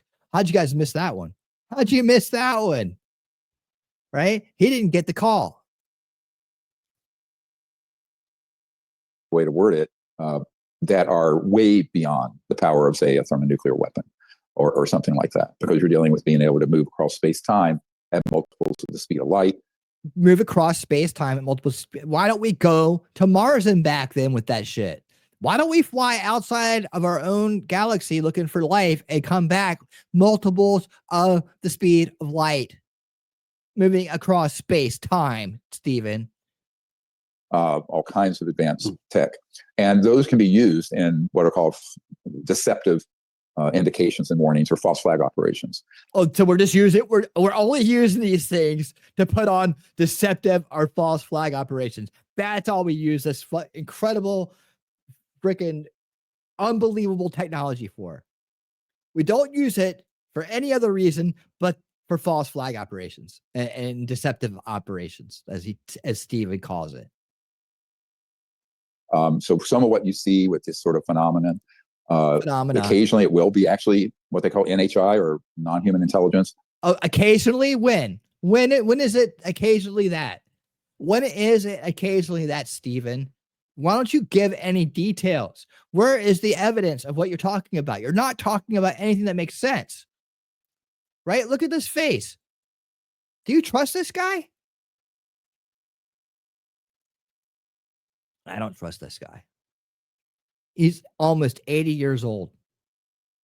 He's an 80-year-old man. He's been lying his whole life. And he's got this incredible grift going that other people grift off. And it's like a grift pyramid, right? He can't give one detail about anything, but he's throwing all this verbiage out there. All this verbiage.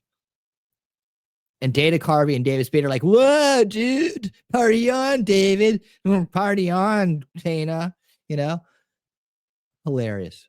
I'd say 80, 90% of the time it's ours, but very advanced. Now, it's ours, but very advanced. We only use it for false flag operations and deep black military sites with black budgets and rogue military corporate actors, right? It's been going on for 50 years since we told Eisenhower to go jump in the lake. You guys following his story? You guys following it? This guy, 2.2 million views. There's people in the comments that are like, hell yeah, he's awesome. Seriously. I'm going to show you this, man. I'll show you something at the end here. Now, some of it's clunky, like our old-fashioned drones with... the clunky old-fashioned drones. Those old clunky drones. They just came out like a couple of years ago. Like that's literally we've had drones, like we've been working on them for decades, right? But these gold clunky drones, we don't use those for the false flags. We use the alien space tech, reverse engineered shit, black ops, underground base. rotors, and some of them are loud that have been reported. Yeah. Because they have regular conventional engines. Yeah, we're using them in warfare and shit. It's like, so stupid. Some of the objects that have been put up over some of these sites in your military installations are not so prosaic, and they're advanced. And this is why some members of Congress and even people in the Pentagon think, oh, well, maybe it's an adversary, or maybe it's from outer space. It isn't. It's all from this rogue group, because they have technologies that at this point in 2024 would almost be indistinguishable from an actual extraterrestrial vehicle. Not quite, but very advanced. Okay, stop. All right. So what Dr. Stephen Greer is saying is that over top, now we're talking about over top of the military bases. All right. So we got something now we can actually focus on. All right. So over top of the military bases are this secret group, right? With this advanced, remember, multiples the speed of light, traveling through time and space. They only use them for false flags, though. But now they're over top of military bases, and they're indistinguishable from alien technology, which we'd have no idea what that looks like. All right. So that's what's going on over top of the bases now. And let's just rewind this one more time and make sure, because with this guy, you've got to listen to it a couple times. Make sure you get all the little tricks in. Here we go. Distinguishable from that at this point in 2024 would almost be indistinguishable, or maybe it's from outer space. It isn't. It's all from this rogue group, because they have technologies that. Wouldn't the rogue group be a foreign adversary? I mean, wouldn't it be? What are they working for us? Why would they be over our military bases? What do they have to learn by doing this? Like, why would they take their faster than fucking the speed of light alien technology, indistinguishable from tech that we've never seen before and can't identify? And we don't see it because it's so, it's so fast and it's up way high and it's over top of military bases where most people aren't, right? So what the military can't see it, they can't understand it. Why? With that kind of technology, you could wipe the military out in a day. Like, what are you worried about? Like, why do you need to fly over military bases with that shit? Why do you need to do that? Why are we flying over ours? Why won't we fly over our China's or Russia's, or you don't hear about that. I guess they don't like to talk about it, but why not go over there? Why not end communism in a day? Huh? Because they're a rogue military group from black budget. We're paying for with our black budget money. The president's over top of. At this point in 2024 would almost be indistinguishable from an actual extraterrestrial vehicle. Not quite, but very advanced. Not quite, but very advanced. Like, okay. Oh yeah. That's definitely not an alien vehicle. It's pretty close though. I would say that's really close. I mean, I'm an expert on that. And I have a number of whistleblowers who've come forward describing those. Oh my God. The whistleblowers. You don't know who they are, but they can whistle like a bird. The whistleblowers. Come on in, whistleblowers. Don't worry. I got 50 whistleblowers right here telling me you're full of shit. All right. Particularly the ones I think out of Raytheon and a few other corporate operations. So remember, Ben Rich told a member of my team before he died. And Ben Rich was the head of the famous Lockheed Skunk Works. He said, anything you can imagine, we've already done at the Lockheed Skunk Works. He said, not at Area 51. The real action is the Lockheed Skunk Works. It's in underground facilities. And he says, anything you've seen portrayed on Star Trek, we can do it, and we've done it. So yeah, the good thing that they're underground in bases, it's such a good thing that we don't ever use any of this or see any of it ever. And we can do that. It's Big Ben Rich for the Lockheed Skunk Works, man. Of course we could do it. Remember, Ben Rich told a member of my team before he died. Ben Rich was the head of the famous Lockheed Skunk Works. He said, anything you can imagine, we've already done at the Lockheed Skunk Works. He said, not at Area 51. The real action is the Lockheed Skunk Works. It's in underground facilities. And he says, anything you've seen portrayed on Star Trek, we can do it, and we've done it. So now this. Well, wait a minute. You can be. Ben Rich was a renowned American aerospace engineer and a director of Lockheed Skunk Works, a legendary research and development division of Lockheed Corporation. He's best known for his work on the development of the SR-71 Blackbird, a supersonic reconnaissance plane that remains the world's fastest operational aircraft. Really? Still? Huh. Yeah. Rich was a charismatic leader and a master of secrecy, known for his clever wit and his ability to manage complex projects under tight deadlines. He is often referred to as the father of the SR-71. Wow. Skunk Works.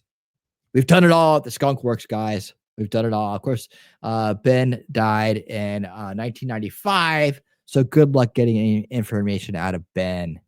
The old Skunk Works. Listen, what the Skunk Works did is put out a bunch of military planes.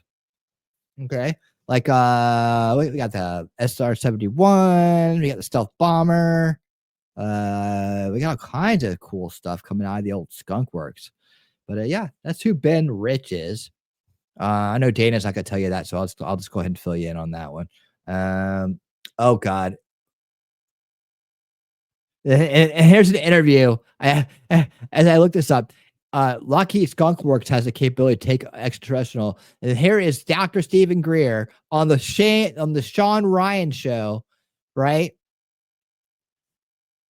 For $5, get a chance to watch the show ad free. How about that? Here he has Sean Ryan in his nice suit, listening to a guy who's full of shit. This guy, Stephen Greer, wouldn't last 10 minutes in an interview with me. Beam people, because that seems like the coolest thing. Beam me down to a planet. They do have technologies for what's called teleportation. Of course, in physics, if you look it up, it's happened with. They do have technology for what's called teleportation. Hilarious. Particles through the what's called entanglement, quantum entanglement, where every point in space and time is interconnected. But with the kind of technology they've been able to study that are NHI or extraterrestrial, those are so advanced, you're obviously not going to be going from one star system to another at anything that's the speed of light. You're going to have to go through an entangled entanglement of the universe. Entanglement. Yes, this is where he's going to start throwing all kinds of swerves at these guys to get them off the topic. Right? What do you mean? You got teleportation over there, man? What about holodeck? Yeah, we can holodeck. What about a food replicator? What about a replicator that can just make anything instantly? What about laser guns? You got phasers? Huh? You got a Star Trek Enterprise over there? Why don't we use this shit, Steven? Why don't we use it, Steven? You know all about it. You're Dr. Stephen Greer, god damn it. You got the Black Ops guy to come forward in 30 days. Why don't you talk them into using this shit for good? Why don't we cure? You got the cure for cancer down there? People are dying every day. Huh? You got it. You know that the medical technology they could do on the Star Trek show? They could repair and regrow limbs. They could cure blindness. Right? They could if you've been turned into a Borg, they could turn you back into a human. You know how many half Borg humans that need help right now? I mean, if you can't walk, they can help you walk. And this shit, this is the stuff this is the stuff he's talking about, right? He's like, well, they're hiding this technology from us. Why? You could be the richest man on earth of all time if you had one of these things. Just one of them. Just one of them. But they got them all. They got them all, Steven. They got them all. Oh, boy, this could be a long one, guys, because I can't get enough of this. I'm having too much fun, and I'm going to continue to have fun. Extraterrestrial. Those are so advanced, you're obviously not going to be going from one star system to another at anything that's still. But with the kind of. Look at Dana. He's like, wow, I'm trying to follow this, but I'm just so high right now. Dude, I can't believe people fall for this shit. And guess what? Hardly anybody will see this stream. Hardly anybody will see me rebutting this guy, and it's fucking gold. All right, I'm gonna all right. I'm supposed to do a show right now. I'm recording this. I'm actually gonna call the show off because I'm having too much fun. And I'll just put out these videos, and we'll get back to that show next week. But I have to take hold on a second. Let me go ahead and get us to a point here. All right. The technology they've been able to study that are NHI or extraterrestrial, those are so advanced, you're obviously not going to be going from one star system to another at anything that's the speed of light. But you just said that we could go multiple times the speed of light through time space. You said this. You said they'd use it for false flags. You're full of shit, dude. Full of you're going to have to go through an entangled part of aspect of the universe through gravity. You're going to have to go through an entangled part of the universe. What part is that, Stephen? What part is that? Where is that at, Stephen? Where's the entangled part of the universe, Stephen? Where is it? This is how he's trying to explain his way out of this. Those are so advanced. You're obviously not going to be going from one star system to another at anything that's the speed of light. You're going to have to go through an entangled part of aspect of the universe through gravity. Entangled part of aspect of the universe. Kind of like that entangled part of aspect of the universe through gravity. Kind of like that. Do a wormhole. Do a wormhole. Dana, do a wormhole. Wormhole. What about Stargate? How about, can we go through a Stargate, Stephen? We got those. A part of aspect of the universe through gravity. Kind of like that. It's more. What was he going to say? Hold on. Part of aspect of the universe through gravity. An integral part of the universe, aspect of the universe through gravity. Fucking, ladies and gentlemen, emergency room physician, Dr. Stephen Greer, and his astroscientist, his astrophysics explanation of how entanglement aspects of the universe through gravity will facilitate multiple times the speeds of light, space-time travel. Kind of like that. It's more the creation of a through gravitational waves. It's more of a creation through gravitational waves. Oh, well, where's the gravitational wave creator? Do we have one of those? Being able to basically bend space and time. So if you now you're going to do the whole bend space and time thing. We've all seen that, right? We got to bend space and time. That's easy to do. Get point A to B through. Yeah. You say point A to B. We all heard this one. This one's been around for a while, right? We just fold time. We just fold time together, right? We just fold space together, and we just go from that folded spot to the other spot. That's how we get there so fast, right? We just bend it. Whoa! We create a warp field. Where's Elon Musk when you need him? You talk to Elon? 1,000 light years of space, and look at it as a straight line, like on a piece of paper. Yeah, we fold it. Yeah, I'd see how I just did that. I explained it before he did. Right? This explanation's been around forever. But yeah, we can do this now. Yeah, we can do this. In fact, if I was a camera oriented person, you would have seen me making the same motions with my hands, right? But that's it. He's using the same old shit we've heard, right? Other people explain to get himself out of this. What happened to the entanglement? Where's the entanglement aspect of the universe? They're like this. Sorry. Yeah. Okay. So that's see how he did that? That's how he got out of that. He was backed into a corner right there. Right? Dana Carvey backed Stephen Greer into a corner. And what he did to get out of it was bring something familiar that everybody knew up as a high level explanation for what he was trying to say with this quantum entanglement theory, right? And he's like, oh yeah, I know. And then as soon as he agreed with them, he moved on. Watch this. This is how it works. Watch. Let's play the whole thing back again. This is how you learn. So I hope you're enjoying this. If you are, hit the thumbs up, share, subscribe, like, tell people about this channel. I don't think a lot of people offer this kind of content out there. Maybe they do. If they do, hook me up with them. I'd like to meet them. But otherwise, happy to meet you. And you could help out a lot by hitting that thumbs up, hitting the like, sharing, and subscribing. Ring the bell, because I tell people the truth, and the truth doesn't sell very well. However, I'm not in it for the sell. I'm in it for the journey. We're walking the truth together. I won't confirm your bias, but I will walk beside you to the truth. Let's go. Connected. But with the kind of technology they've been able to study that are NHI or extraterrestrial, here we go. Those are so advanced. You're obviously not going to be going from one star system to another at anything that's the speed of light. You're going to have to go through an entangled part of aspect of the universe through gravity. It kind of like that. It's more the creation of a through gravitational waves, being able to basically bend space and time. So if you look at point A to B through 1,000 light years of space, and look at it as a straight line, like on a piece of paper, fold the piece of paper. They're like this. All right. Yeah. Okay. So that's the sort of technology. You see how he got out of it, right? If you don't slow him down and figure out and see it as it's happening, word for word, hit that whole thing, he could put that explanation together. You forget that he fucked up big time, right? You forget all the other shit that's going on. You get wrapped up in and trying to figure the thing out, and then he gives you the simple explanation that you've already heard, right? And Dana's like, yeah, okay, yeah. But Dana said wormhole. Well, kind of. No, it's not. Nothing like a wormhole. It's nothing like a wormhole. Gravitate. We have to create the gravitational waves. I mean, the warp field. I mean, come on, get your Star Trek references right. Let's go. How about just hyperspace? What's the hyperspace engines? Get them online. R2. All right, all right. So he's going to now start to explain. He's like, I'm out of there now. Let's go on to the next thing quick before I have to come up with something else. Unfortunately, some of the worst people on the planet have it. Oh,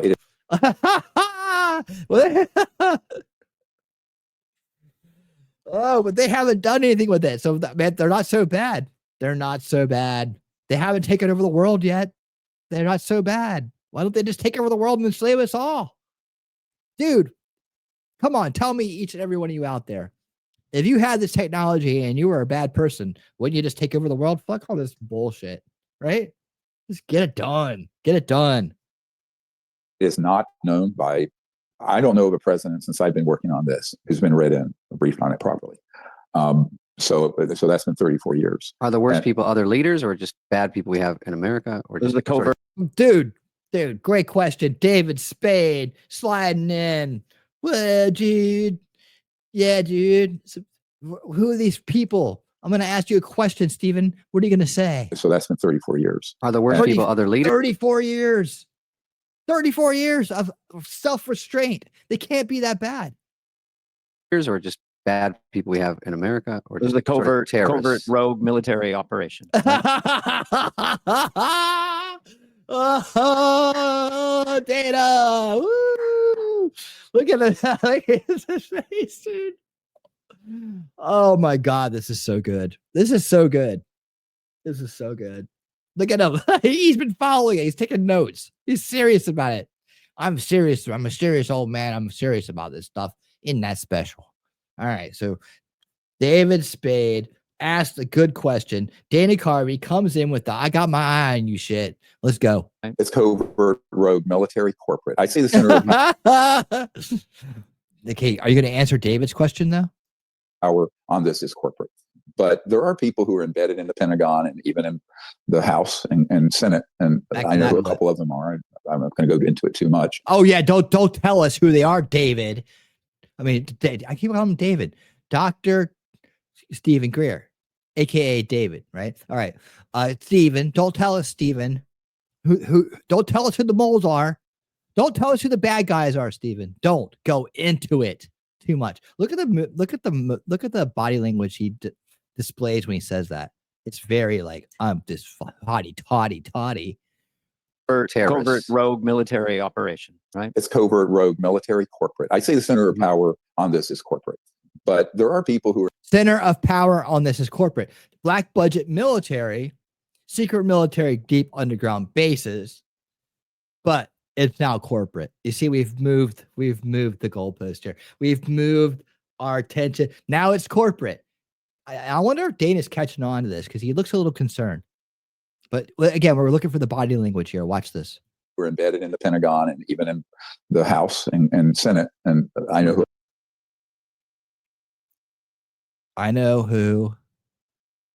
What does it mean when you touch your ear like that? A couple of them are. I'm not going to go. There you go. I'm not gonna. He shrugged his shoulders off and looks over to his left. I'm not gonna go into it too much. I'm not gonna go into it too much. You're not gonna go into it all, David.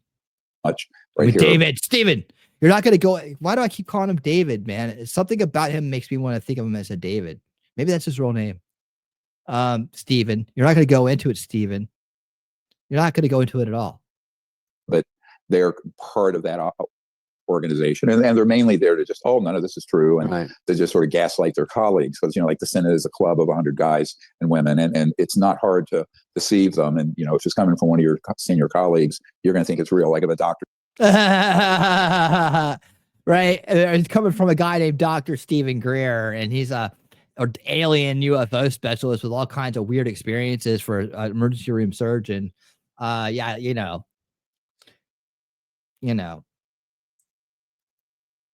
Hard to deceive them, and if it's coming from It's one of not your hard to deceive them, right? It's coming from it's coming from someone that you are supposed to, trust and respect. of 100 guys and women, and it's not hard to deceive them. And if it's coming from one of your senior colleagues, you're going to think it's real. Like if a doctor tells another doctor, or a lawyer another lawyer, there's a built-in affinity group, sort of credibility. So those have been embedded, and there are people embedded within the Pentagon. Although to get people up to speed on how kind of as screwed up you think Washington is, it's more screwed up.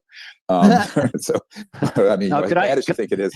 Could I just go back to the beginning for a second, and we can walk our way through? Because the first thing you said, well, just kind of blew my mind. A rogue organization, military in nature.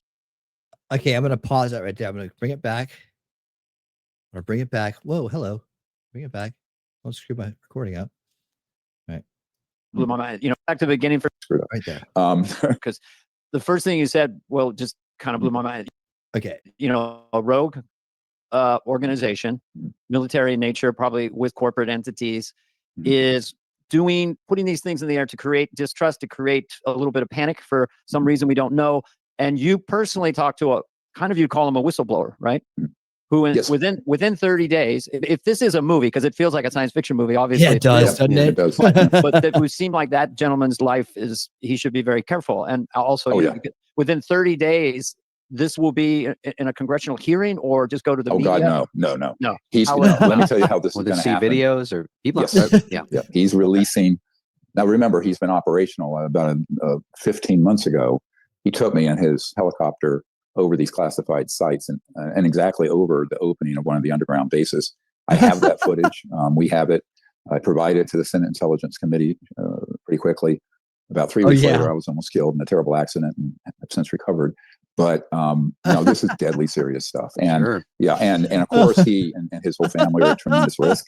They know the risk, but these are big boys. I mean, they're very way up there with special operations. They've all been either Green Beret, Delta Force, those guys. And so either that or Delta Force. Okay. These are not just your corporate shills, right? Dancing around in penny loafers and three-piece suits. So, so they know what they're doing. I've been asked to sort of put out to the public and to the incoming administration the details of this. There's a heads up, as well as the existing administration and Congress. Yeah, because right now everyone's going to be caught unawares, and this spate of drone and other strange sightings. It really is to induce fear, because one of the plans, if you remember. Okay, so guys, guess what? Everybody's in on it. All these YouTubers, all the TikTokers, all the people that are just, I guess, strategic guys is in on it. I mean, he put out a video. He put out a short or whatever. Everybody who's seeing things in the sky, they're in on it. They're part of the fear-inducing PsyOp that's going on. Yeah, I trust nobody. It's everywhere. I don't know if you guys remember Wernher von Braun. He invented the rocket. Oh yeah. Okay, hold on. I know this story. I want to rewind for a second. Yeah, so he basically, what Dana was trying to do was recap the story here, right? And now we are to the point where he's saying that this is going to come out, and he's been briefing the Senate Intelligence Committee. Is that what he said? Hold on. Let's go back a minute. You got to slow this guy down. He talks to Storm. Asked to sort of put out to the public and to the incoming administration He's been asked. Dr. Stephen Greer, he's been asked to do this. He's been asked to do this because it's Dr. Stephen Greer. I mean, come on, dude. Who else you gonna get to do it? Right? He's been asked to do this for these special forces, Green Beret, Delta Force guys who are working for corporations now, who aren't corporate shills but have black budget money coming to them through the government, through our taxpayer dollars, right? He's been asked to do this, and he's been flown over sites. He's seen the opening to the base. He can only see it through a helicopter.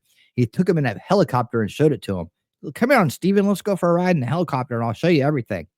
Because you're Dr. Stephen Greer, damn it, right? And of course, I ran straight to the government and gave it to them.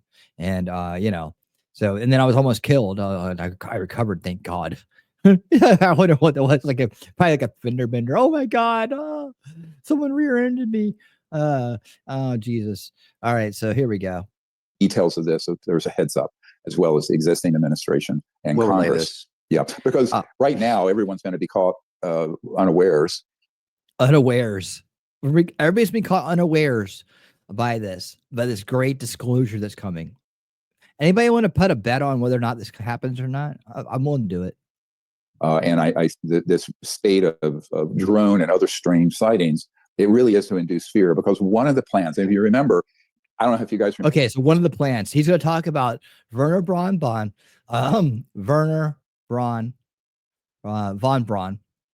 right? He's going to talk about this lady who was his assistant, who's part of the Disclosure Project, right? And she's telling us the same story over and over again. She goes, first, there's going to be threats of asteroids or meteors or comets or something, right? That's going to be the first threat, right? And then it's eventually going to lead over to alien invasion, right? And that's going to be the way that they're going to weaponize space. Okay, they need to do now. Forget the fact that we got Space Force already completely assembled, right? And forget the fact that Space Force isn't about putting weapons in space, right? It's about protecting our satellites.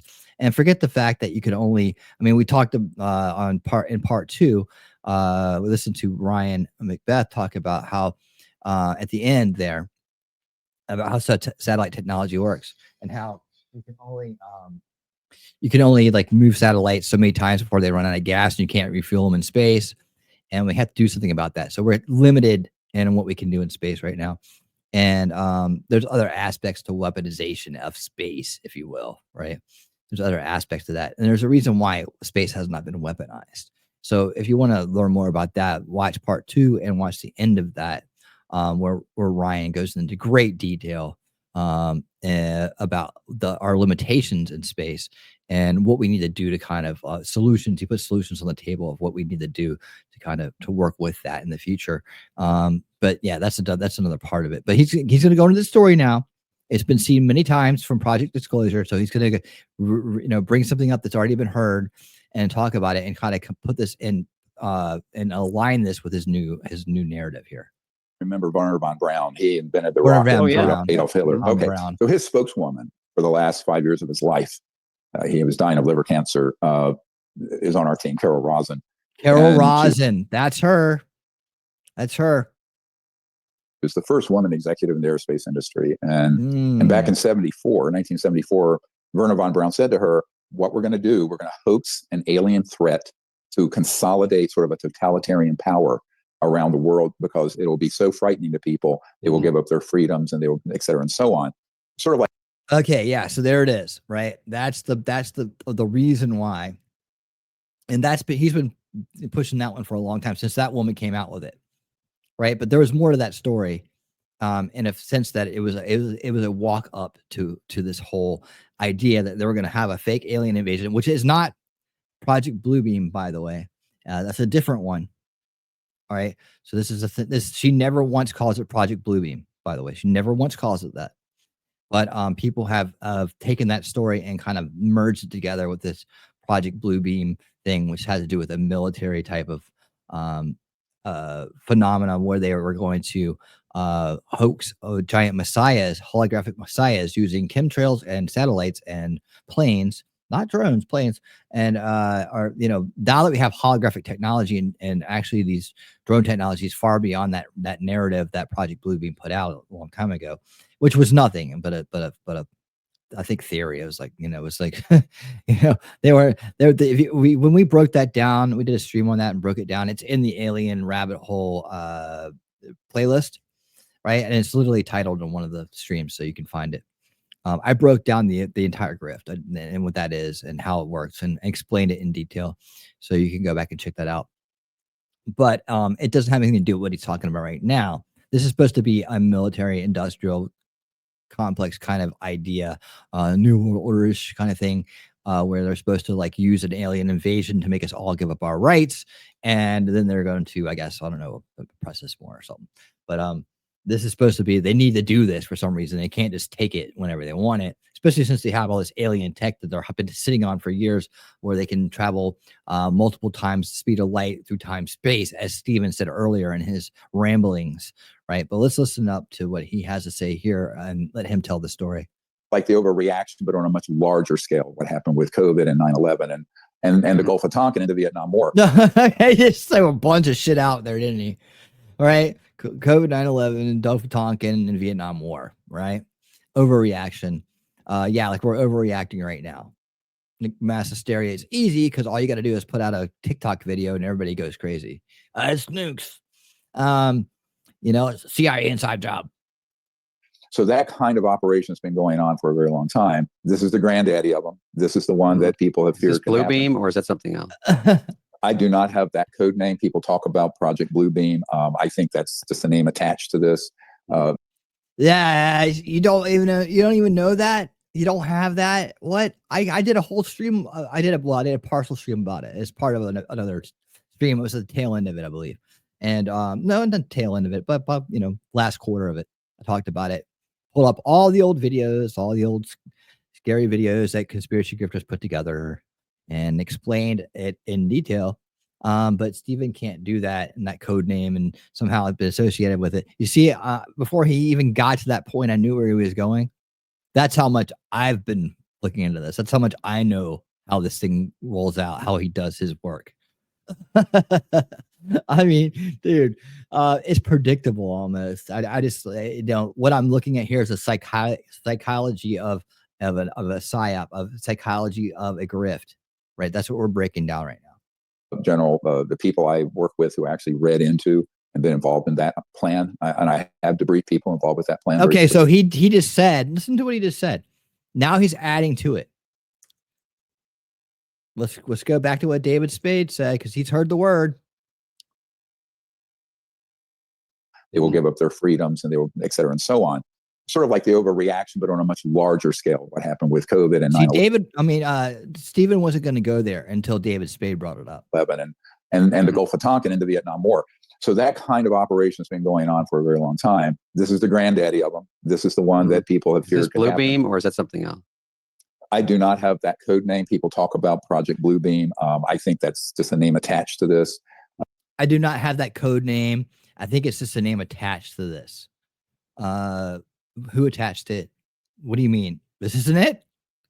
General, the people I work with who actually read into and been involved in that plan. Okay, now it's a plan. It's not a code name. The people that I work with that have read into it, that plan. And I have debriefed people involved with that plan very specifically. And I have debriefed people involved with that plan. Now it's a real plan. It's debrief from people that are involved with it. A minute ago, it was just a code name. And he thinks it's a code name. He's never been given the name, though.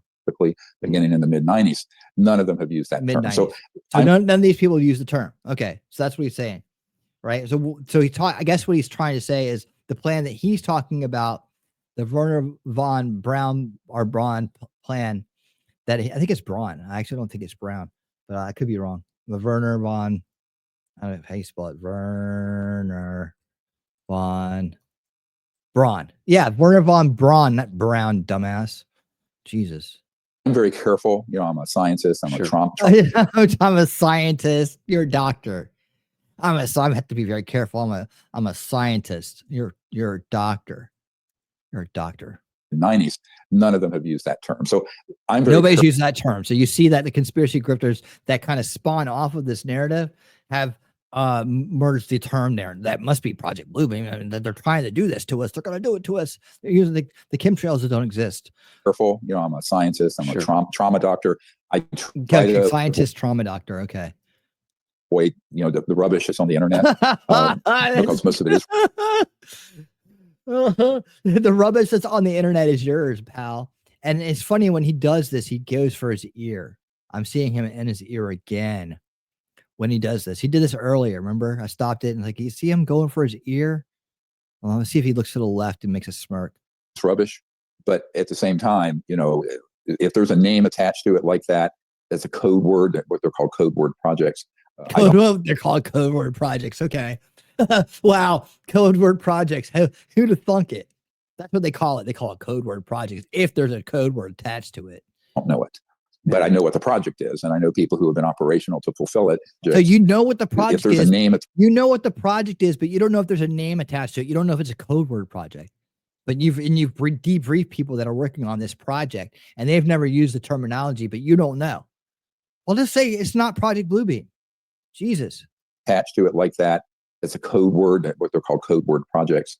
I don't know it. Oh my God. But I know what the project is, and I know people who have been operational to fulfill it. Back in 1997, we had a man who came to Washington to provide some information at meetings I was having, and he had been on an interagency committee, and they could basically hit a button and start hoaxing the kind of nonsense you're seeing now.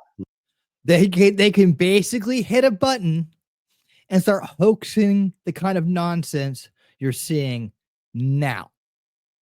See, when you slow it down, it sounds way different, doesn't it? You start to understand what he's really saying, right? They're going to glaze over the button. They're going to glaze over the button. They can hit a button and make it all happen. Now, what are you talking about? Are you talking about the whole, the kind of nonsense we're seeing now? Where people are flying their own drones up in the air and taking photographs of them, taking videos of them, or they're seeing other people flying their drones in the air and taking video of them and thinking that it's some kind of like stealthy, or not stealthy, some kind of military operation or some kind of foreign adversary invasion or some kind of alien shit. Is that what you're talking about? Because I don't think you even know. To make people think there's some alien attack happening. Yeah, really. So do you guys feel like with these drone videos, do you feel like an alien attack is happening? Right. We I'm gonna go back over like 10 things we've already done if I let myself keep going here. So let's just listen to them. I think this is where we're very vulnerable. Neither the media nor the public nor our leaders are properly briefed and have enough of the information. You mean they're not spewing your nonsense, right? They're not briefed on it because it's multiple. Like I said, it's several. Let me pull back and look at this thing here real quick. My statement right now as the most likely explanation, and I'm going to add to this, I'm sure, but it's several situations rolling into a single narrative, right? As in it's several situations. There's the mass hysteria that people are experiencing because someone's come out and they said, oh, there's drones, right? I see drones everywhere. And the videos start. People start digging in. They start seeing things. They start thinking you got 90%, 95% of the reports that are supposedly drone sightings aren't, right? And others are likely on we can't tell whether it's a plane or what it is, right? And then maybe in some cases it's hobbyist drones. So that would be an accurate drone sighting, but what are the drones doing besides just flying up in the air and flying down like drones do, like hobbyist drones do, right? So you have several situations rolling into one. Then you have the government coming out to never let a crisis go to waste. Establishment never lets a crisis go to waste, right? To pass legislation, which we went over as well. It's in that playlist. It's in the Dronepocalypse 2024 playlist. Under see, that one is under I think it's under the one where we talked about the drones looking for lost nuclear warhead or dirty bomb material or radioactive material. That one right there. I think that's under that because manufacturer consent to roll out the new technologies and get it under government control and then make it so that civilians can't fly drones or have them the laws that you can fine people for doing it. That makes money for the government. It causes a need for them and it creates a need for them. And it gives the government more authority and the cover to go out and use technology to collect data, right? Collect data, intelligence on their own people, which is what it is. So, yeah, that. What this man and his team defecting with. Hold on.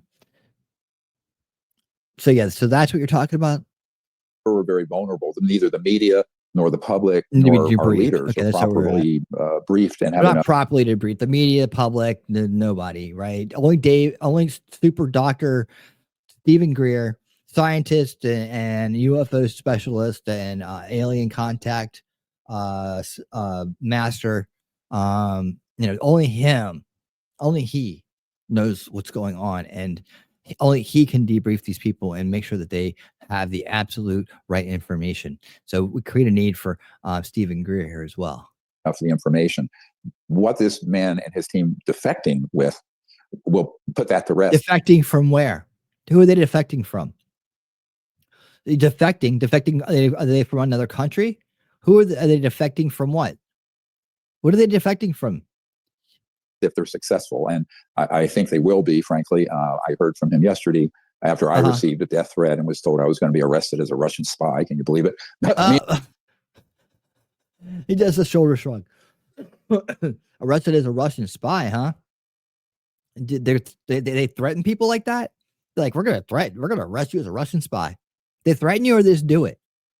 And Tulsi Gabbard, Russian skies. Anyway. Now you throw Tulsi in there. Yeah, the whole thing is just so bizarre. Look at David. He's like, what am I doing?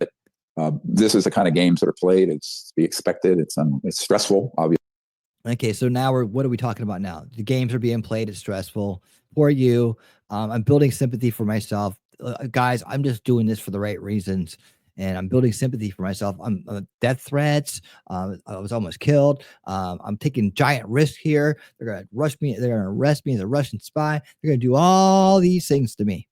Right? Because I'm trying to get you, this is the truth, and this is what happens when you have the truth, and you're trying to get it out there, and you're going to mess them up, and they're going to come, and because these defectors, it's just a big pile of puke, man. Obviously, but this man's very courageous. I mean, the real patriots. Actually, he's courageous, and it's dangerous. It's dangerous because he's courageous. It's dangerous. Look at that. These are real patriots one of them real patriots who for decades have hidden technology from everybody in black ops sites and collected bodies of people that are severely injured and from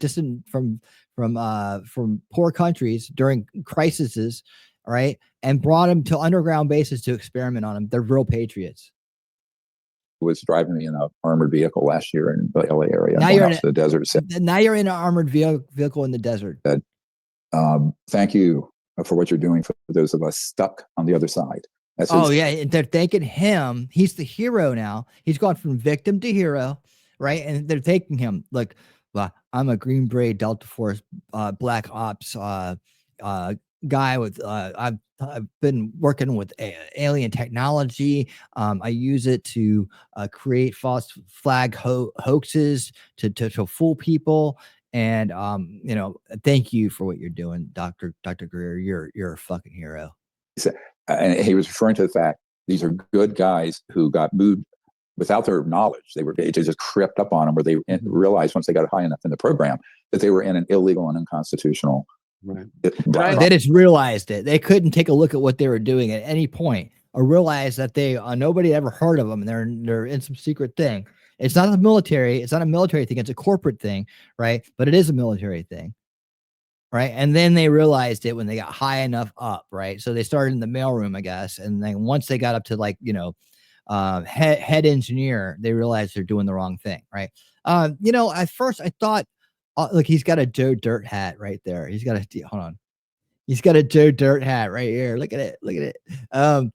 He goes, once I realized, after the 5th false flag hoax, alien hoax, I realized this might be illegal. I started off, I was in the mailroom. I was ordering sandwiches for the team. They started bringing me in to help test the lasers. And then I was traveling in a spacecraft at multiple times the speed of light through time space.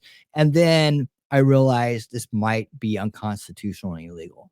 Okay. And now I'm a patriot and I'm a hero. And thanks to people like Stephen Greer, champion of people, time, space, and all things truthful and patriotic. You are amazing. Thank you so much, because we're trapped over here. We can't do anything, obviously, because, and you're going to save us and we're going to save you. And it's going to be amazing. A specific, just for the public, in terms of here we are, December 19th. During Christmas or the next 2 or 3 weeks, if you don't know, you wouldn't know, but will there be more of these drones or objects over more cities, less, or the same? They seem to be around a lot of cities all over the world right now, not just. I know. It seems that people seem to be flying drones everywhere. Or is it going to be a global thing? Will it probably increase? But if they see this podcast, they'll know that there might be out in a few weeks. So, oh yeah, they're watching. Don't you worry. Don't you worry, Mister Carvey. Or they're watching you. They're watching you right now. I don't know if that would reorientate anything, but oh well, yeah, well yeah, this will blow it. This will blow it. We'll have to push it out a couple of years now, but I'll still a book about it. It is. It's a very dynamic situation that's changing all the time. There are a lot of levers and buttons they can push. But just one. Only there's a lot of levers and buttons they can push, but just one to cause a dronepocalypse. Me to go through them. You won't sleep tonight. Are we safe? You won't sleep, Mr. Carvey. You won't sleep. If I'm just going to ask you, I already have a full diaper. Good. No. Really? I don't buy it, man. He's an actor, though. He's playing it up. You can't buy this shit, David. You can't buy it, dude. Until there's an executive order from the president and similar orders from Great Britain and other countries where this organization has operations that gives potential to a group that I've been working with again for about 20 months. It's a separate group. Now it's 20 months. He just increased the time. Make your goddamn mind up. I guess he just is trying to figure it out. You know, he's a busy guy. He's been flying from UK to the incoming transition team to brief people. He's busy dude, man. He can't just get on a goddamn webcam and do it. He's got to go there. He doesn't bring any material with him anyway, so why even go? But you need an executive order, huh? Now you need an executive order. And it has to come from many different places. See, now we're building excuses as to why it's not going to happen. They're not part of these secret UFO programs, but they are all special forces guys, separate group, potential to a group that I've been working with again for about 20 months. It's a separate group. They're not part of these secret UFO programs, but they are all special. Hold on. You've been working with this group. You said earlier the main guy in the group is at Black Ops sites that have been doing all this shit. And now he's coming forward. You see, he's changed his story since the beginning of the interview. We're 26 minutes in and he's changed his story. This isn't even the same story anymore. Now we're going to see, we got another, God, it's going to be a long one, guys. We got another 40 minutes to go. I hope it's entertaining. If it is, hit like, subscribe, share it out. You know, this is real stuff. I'm just being me, man. I'm just hitting it real. And David Spade and Dana Carvey, they're just trying to have an interview with this guy. This is the second one they did, by the way. They did one 6 months ago. That I think is kind of similar. And they think this guy's serious. They're like, he's a serious guy. He's serious. No, dude, he's as big a comedian as you guys are. You just don't realize it. Special forces guys. But anyways, yeah. So these special forces guys that are now not part of it were part of it 26 minutes ago or 20 minutes ago.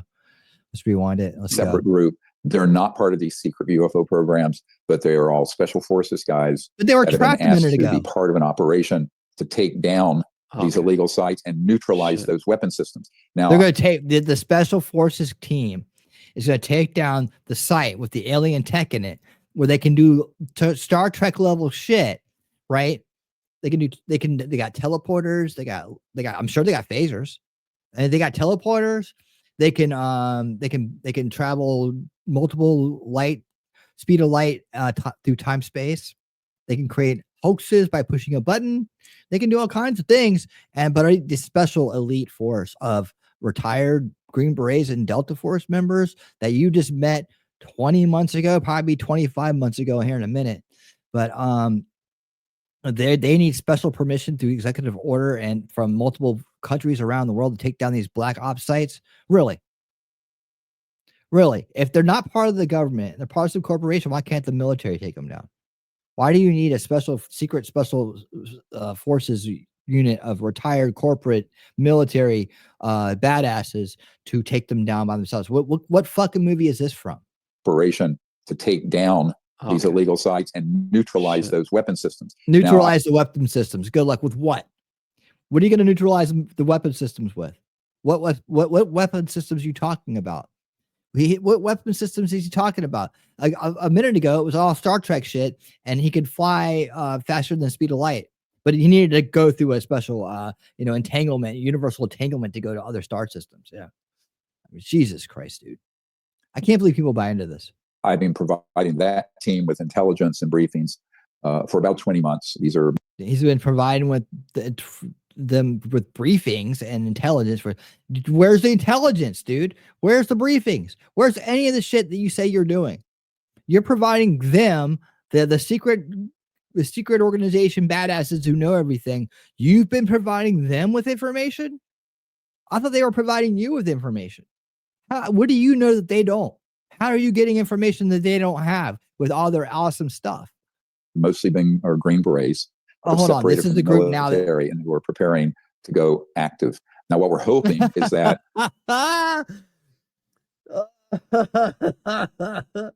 they've separated from the military. Now they're preparing to go active. We're still preparing to go active. We're getting our preparations together, to go active. Wow. Amazing, dude. This is if this guy was sitting in a court of law on the stand.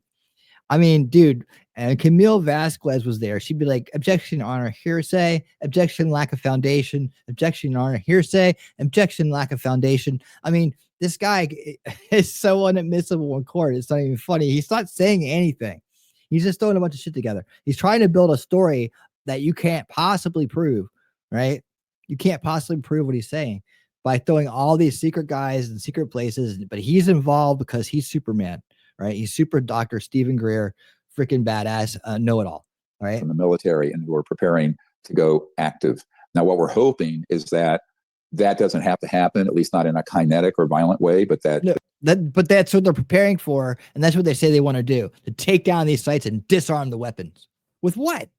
How are you going to go get, if you're not part of it, you don't have the technology that the secret rogue military corporate group has, who they were part of a minute ago, but now they're not. Unless I got it wrong, or it's hard to follow this guy because he's so full of shit. But I mean, now let's say we got two different groups, okay? And the guy that you said was over top of all these black ops sites that wants to get out of it and testify because he's a real patriot now. So he realized he was doing something unconstitutional and illegal after decades of doing it, right? All these things you've lined up, whatever it is. But now let's just try to go with what he's saying now. We're going to have to go in and do this, and we're hoping to not do it in a kinetic, violent way. We're going to just ask him nicely. The guys with the alien tech, please, will you please just stop your black ops sites? What are they doing wrong? Oh, they're pulling false flags to scare the people. For what reason? They're going over military bases. Why? None of it makes any sense. What are we gonna? This is why Disclosure Project never pans out to be shit. It's one giant grift, and you can find this guy all over the Gaia network, which is a conglomeration of new agey. This is the last episode of the UFO alien rabbit hole series I did on the Gaia network. You can go there and find him and all of his friends, all kinds of people just like him, grifting people on the fear of aliens and rogue military, corporate, black ops, black budget guys with alien tech, right? That are coming to do something. They're going to do something, right? But they don't know what it is, where it is, when it's going to happen, how it's going to do it. They can't explain anything. They have no details. They don't have any evidence, but except for the fact that they're trying to go off their own clout that they create themselves. There will be enough people defecting from those operations that they're rendered non-operational. Mm-hmm. I wouldn't. Yeah, so many people are going to defect that they're going to be non-operational, right? Well, you don't think that they don't have AI, they don't have robots, they don't have things that can just take over? I mean, how many people are involved in this? How many people are involved in this that keep this thing running? Now we're supposed to believe that they're so technologically advanced with their Star Trek shit that they can't function without a big, huge, corporation of people. They got so much money, they can't. They don't have AI comparable to Elon's or comparable to Google or anybody else. They don't have the super quantum drive fucking AI Jarvis doing everything for them. I mean, I'm imagining a very small group of people at this point, but you're telling me there's so many people there that this is going to just make it dysfunctional. They can't run the alien tech without a team from accounting. This guy. Of people defecting from those operations that they're rendered non-operational. I wouldn't bet the planet on it. Dana buys it. So I think it's very important, whoever is the president when this comes out, and I'm told it'll happen sometime between now and early January. So to me, that would be okay. Early January. You just said 30 days. 30 days from now is inauguration day. That would be Trump. You don't think Biden's going to do anything about it, do you? You think Biden's going to do something on the last day of his administration? Composition.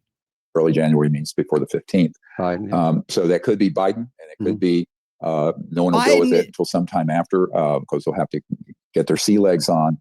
Get their sea legs on. Trump needs to get his sea legs on. I'm going to go sailing. I got the greatest boat in the world. Out tomorrow to go to some meetings with some people who are very close to the incoming president. Oh yeah, very close, huh? You're going to go meet with people who are close to Trump. That's great news. By the way, to be on the record, I've dealt with any president, left, right, center, in their administration for 30 years. I'm not partisan at all. But if it's the okay, good. Yeah, you'll deal with anybody, right? That's why shit's never gotten done on any level, right? Never, not one administration. That would mean he's already dealt with Trump. Do you realize that's what he just said? That would mean back in 2016, he'd already dealt with them. So why is this? So Trump doesn't have the sea legs on? That would mean back in 2012, 2008, he had dealt with Biden as vice president already. Biden doesn't have his sea legs on? Does anybody stop and think about this shit? I mean, he's so full of it. I mean, David, come on, David Spade, you're Joe Dirt. Figure this shit out. Come on, let's go. It's the office of the president, right, that we have to look at, and the Constitution and the government. And the government, Constitution, the president. Okay. Our freedom, right? So I just want people to be very clear, whether it was Clinton or now it's Trump, or at a time when Obama had John Podesta, who put his cabinet together, was working on trying to find out what this was. Across the board, I've just worked trying to find out what it was. You said you've known about this for a long time. You've been saying the same shit forever. Nothing's gotten done about it. Why is something going to change now? Even though, nothing's gotten done about it because it doesn't exist. It's only in your fantasy world, right? And I just don't know why more people aren't calling this guy out and getting him off of removing the enablement, removing his ability to manipulate and grift people. And same thing overseas. I mean, my job, and also, just to be clear, I'm just a private doctor who did this. Yeah, to be clear. Yeah, he's just a private doctor. He figured out how to fuck with people's heads and got into sci-fi and then decided, you know what? I'm going to create a whole bunch of bullshit. And that's what we find out about these new age UFO people, right? And that he is. Don't even get yourself confused about that. He may be putting on a front here. But just like Drake, Kent Bailey thought he was a militia, special ops militia guy who was working with the military forces and the militia, and was going to perp walk Obama and company, and along with the aliens helping them out. Right, that's what we found out at the end of Original Q. Drake Kent Bailey. I did a stream on that. Go check out Drake Kent Bailey, the original QAnon. Very popular stream, by the way. A lot of people have watched it. I wish I could have done a little bit better job at the end of it, but I got the message out. He was the original Q. The people who spoofed Q stole a lot of his rhetoric. So when you figure that out, you're like, wow, yeah. So, anyways, he's a new age guy too. He's on the Gaia network too. I mean, at least in part, people that he works with is on there. I think he's been so discredited that they don't even have him on anymore. But he thinks he's a super soldier. It can transport through time and space with just his mind, and he can blow up planets with just a thought. And he's worked on some kind of alien, 5D Earth, 6D Earth transformation bullshit for like 2 decades now, or a decade now, and yeah, it's been about a decade now. He's been on that spin after he thought he was a special ops inside with the military. They just told me to be the messenger. They picked him, kind of like they picked Stephen Greer here to be the messenger for this group who wants to come forward and disclose things. Oh Jesus, dude. Oh Jesus. All right, here we go. I gotta be careful So with that just to be clear, backspace. I'm just a private Yeah, doctor just a who private did guy. this because I found out about it and started this whole disclosure project Yeah, operation so you see how that works? Not a scientist anymore, just a doctor. back in the 90s. But I have no official position with any government at all. And No official position. I'm just a grifter who has found a way to get people to send me money for shit. And now I'm on your goddamn show. Dana Carvey, David Spade, two huge actors in Hollywood. I'm on your podcast talking to 2.2 million people about my BS. And I'm a fast talking, shifty guy, right? With a bunch of terminology and a bunch of stuff I'm asking you to take on faith, right? And I'm playing off this drone narrative to make some money, right? And to get notoriety and to chase clout. So there you have it. I guess he's going to be going to the big Hollywood parties now too, if he hadn't already. Let's go. I've never wanted one, frankly. I mean, it would put Sure shackles on us because right now we have 7. If you go to we just put about 34 years of research online. It's called the DPI archive, Disclosure Project Intelligence Archive.com. So DPIarchive.com, you'll see waste your time with that. DPIarchive.com an unbelievable amount of content. We're talking 115 or so named whistleblower witnesses, name, rank, serial number, testimony, the list of another 600 plus whose names are redacted because they don't want to be out in the public yet that I have debriefed, thousands of pages of government documents. Okay, so let me put it this way.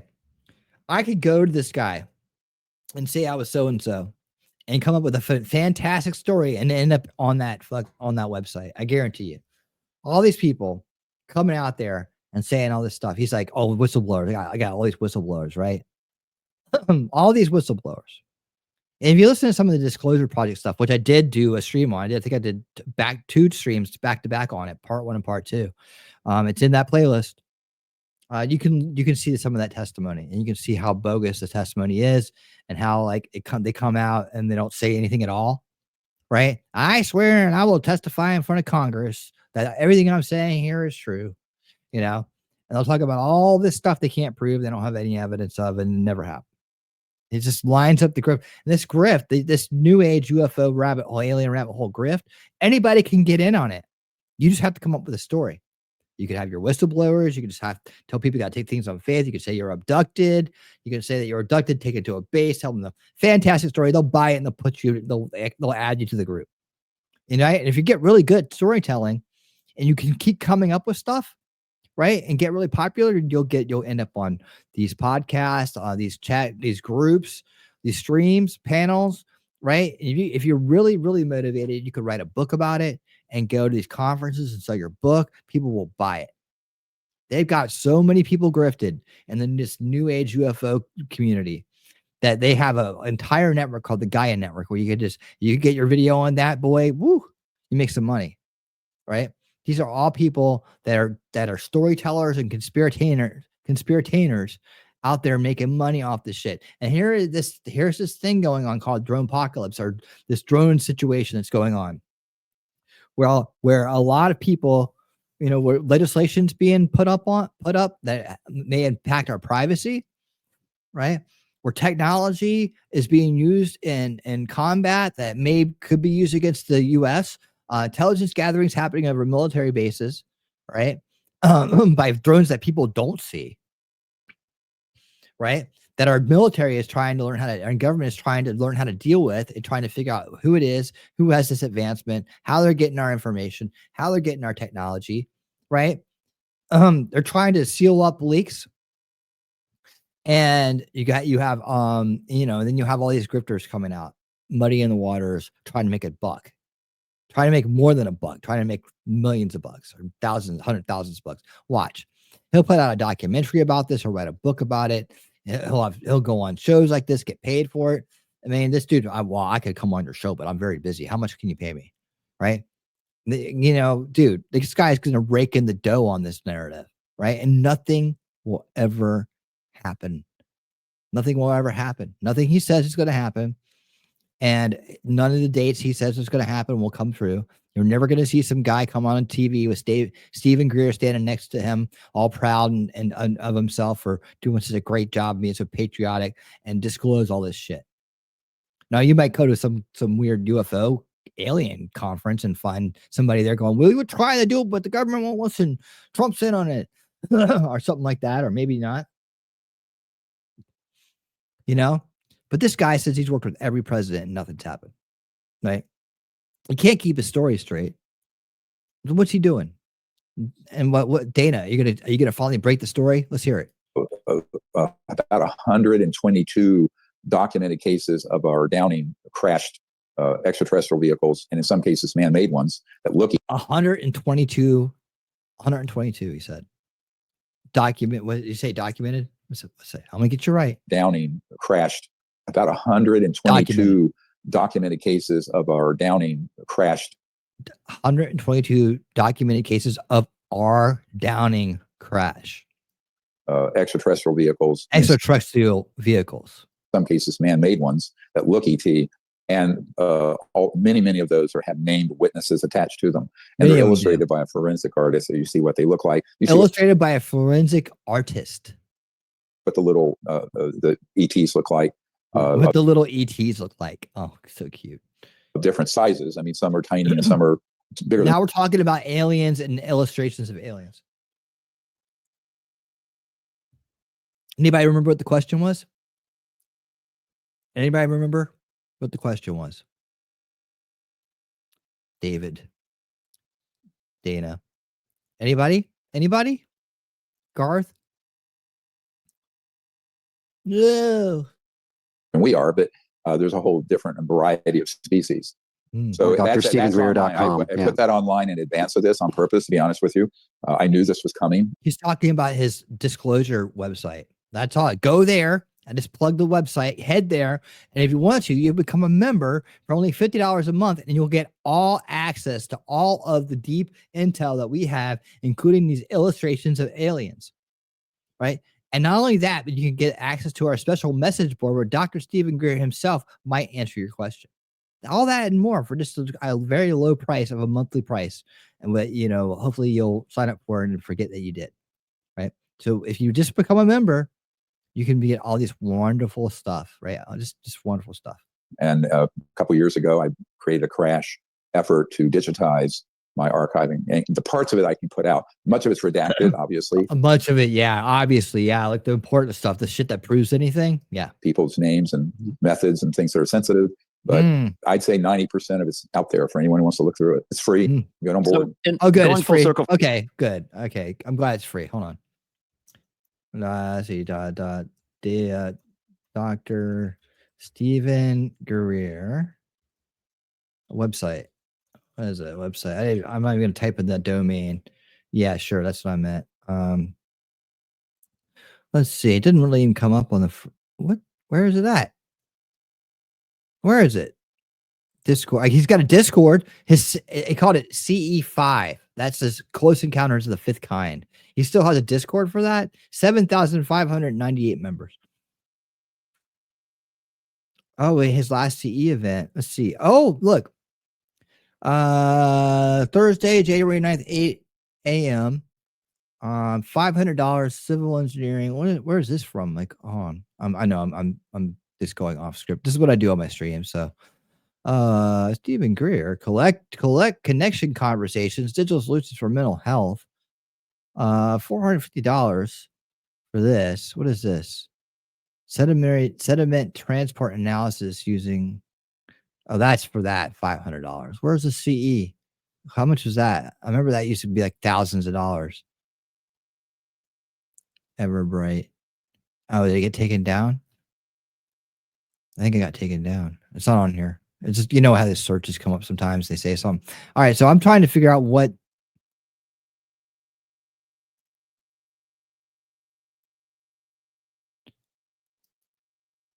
What is this? Reading room. Document release date, September 20th. Oh, hold on. I'm going off script here. Let me just pause it for a second. To the public, just for okay. So I couldn't find his website, but anyways, let's just move on. Second again. So Biden said today, and another person used this word. There's nothing nefarious. Nothing nefarious about this. So should people be frightened? I mean, it seems like some of these are heavy objects. they have to say right over that, someone's right? house. So why wouldn't you be a little like anxious to have a big drone on top of your house? They can crash. Nobody knows it's a big drone. It's just eyewitness reports. Again, here's how disconnected people get, right?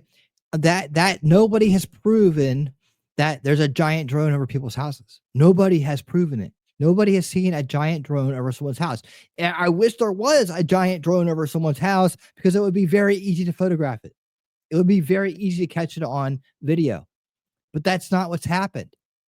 That's not what's happened. And here's Dana Carvey with a serious look on his face and Rachel Maddow glasses, right? That might even be her haircut. I don't know. But he thinks that this really happened. God, dude, no one's proven this. Crash. Yeah. Well, they have, and that gets hushed up. But it gets hushed up. How's it getting hushed up? I mean, when he says there's nothing nefarious happening, they're saying that the things that people are seeing, as anybody getting shot. Now, on yesterday's episode, or I'm sorry, I keep thinking because I recorded it yesterday, part 2 of Dronepocalypse 2024, I showed combat drones and combat robotics and how they looked and what they can do. Even in those scenarios, the drones can drop like a claymore on somebody, right? They can drop like a mine or a bomb, or they can drop something on you. Right? None of them have in combat in freaking Russia and Ukraine right now. None of them have machine guns or laser guns, right? None of them. Not even the freaking robot dogs, right? They're just surveillance. They're just picking things up. They're helping the troops make decisions about how to bomb something, how to shoot a giant shell out of a tank or a mortar, or rocket at something. These things themselves aren't attacking anybody. Right? The only ones that are doing any kind of damage to people are the vampire drones that can drop claymores on people. And then they're sending drones in, right? And you see what kind of drones they're sending in, right? They're sending them in, and they're one-use drones. And they're getting destroyed hundreds a day, right? But they don't have machine guns or anything on them, right? They're going after military targets. They're being driven by people individually. In most cases, I believe. There might be some cases where they're not. I think Ryan Macbeth was talking about how some are faster than the maybe I didn't even show that part. I might have been something I was watching last night on my own. But talking about how fast they could it was in the video. How fast they can get outside the decision-making spectrum of a human being, right? These things move faster than we can make decisions, basically. So that's why you need to have AI in some cases. But yeah, none of the stuff that's going on in Ukraine with drones in Russia is happening here. That's what I mean by not nefarious. They don't seem to be out to hurt people. That's what it means, right? They're just gathering, they're looking, they're flying around, and in most cases they're just people that are like the people that are videotape or that are filming it, videotaping it. I don't know if you're videotaping it. What do you call it now? Just capturing it on your phone. Just like them. They're just people that are recording, right? And they're recording too from somewhere else with their drone. They're flying it around. Look at it. I can make it spin around. Wee, back and forth. Yeah. So yeah, of course they're going to say that because nobody has been attacked by a drone. So that's not an untrue statement. They are nothing to worry about. Well, I mean, it depends on how much people worry about what they worry about, right? Some people worry about a lot of shit that isn't just physical harm. That some people can think past the physical harm thing. But that's what they're telling people. All right. And they're not being quiet about doing it. They're not hushing things up either, Stephen. And crash. Well, they have, and that gets hushed up. But they have not crashed. We've looked at all the crashes. None of them are drones. I got a part on the board where I look at stories. There's some people trying to say this drone crashed at some Applebee's. There's nothing there. There's YouTubers that literally drove to the scene and there's nothing there. Not even the snow's not even disturbed. I'll tell you, part of the problem is I'm sort of the leading indicator putting this information out. And, you bet you are. People that I had been on their shows 3, 4, 5 years ago and say, God, everything you said then is happening. And it's because I've had knowledge of this for a long time. Yeah. Now, if you're the president or you're in charge of the National Security Advisor, National Security Council, you don't want to induce panic, and you don't want people to be freaking out. And in fact, that plays to the purpose of this cabal of criminals and sociopaths who are doing it. And the other problem is that if there's an unverified report, say, of a loose nuclear weapon, which is one of the reports I've received, you do not want people to think that that's, something that no one has a handle on. Or worse, if that's one of the reports you received. He received a report, y'all. He didn't look into it. If that's the case, what do you mean you don't know? You know all this other shit, but you don't know whether there's a loose nuke or not? You don't know that. You know all this other shit. You got Star Trek technology, Delta Force, Green Beret special groups that are black ops, corporate, military, ready to activate, living down in deep underground bases and all that other shit. You know all this stuff, but you don't know if there's a missing nuke.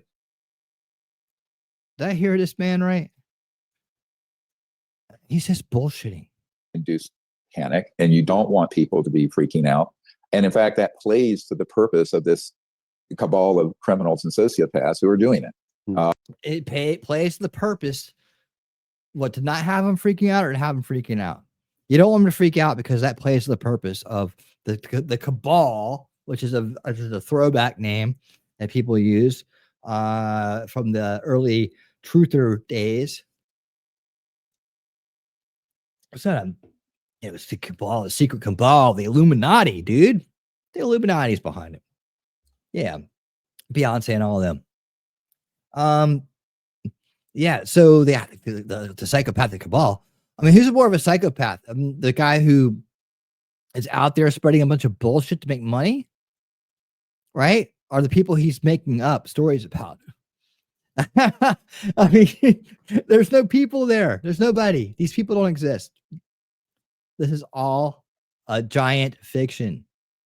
He's not proved a damn thing. And he's got a bunch of other people that are into conspiracy grifting too.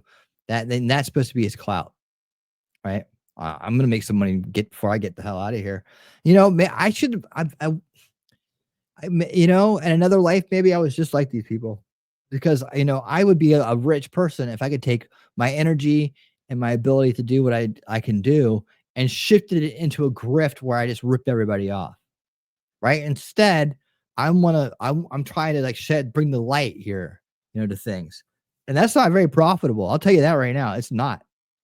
You don't make money being truthful. You make money screwing people over. You make money grifting people with a bunch of bullshit like this guy. Now I turn around tomorrow. No one sees me. No one knows who I am. I think they do, but they don't. I could just turn all this off, right? Leave this world behind, this winning reality here, and go on and say, now I'm going to be grifting reality. And I just start turning I just turn the camera on, come up with a bunch of shit just like these guys and make a bunch of money. I'll have a silver plaque on my wall and all that other shit. I don't want that. Now, it's just not me. But I mean, these guys, there's so many people out there that do this. And I just don't get it. It makes me think there's something wrong with me, right? It makes me think I'm doing something wrong. It makes me think that there's, that I'm the one that's fucked up because I won't do this stuff. I won't go this far. There's people that I know that know damn well they're grifting off other people just to get clicks and views. They know damn well what they're doing, and they dress it up as something else, right?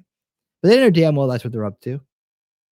They'll grab onto any opportunity to get people to pay attention to them because it's an attention-based model, right? And I'm sitting here trying to be like, I want to help you not be abused. I want us to live in truth.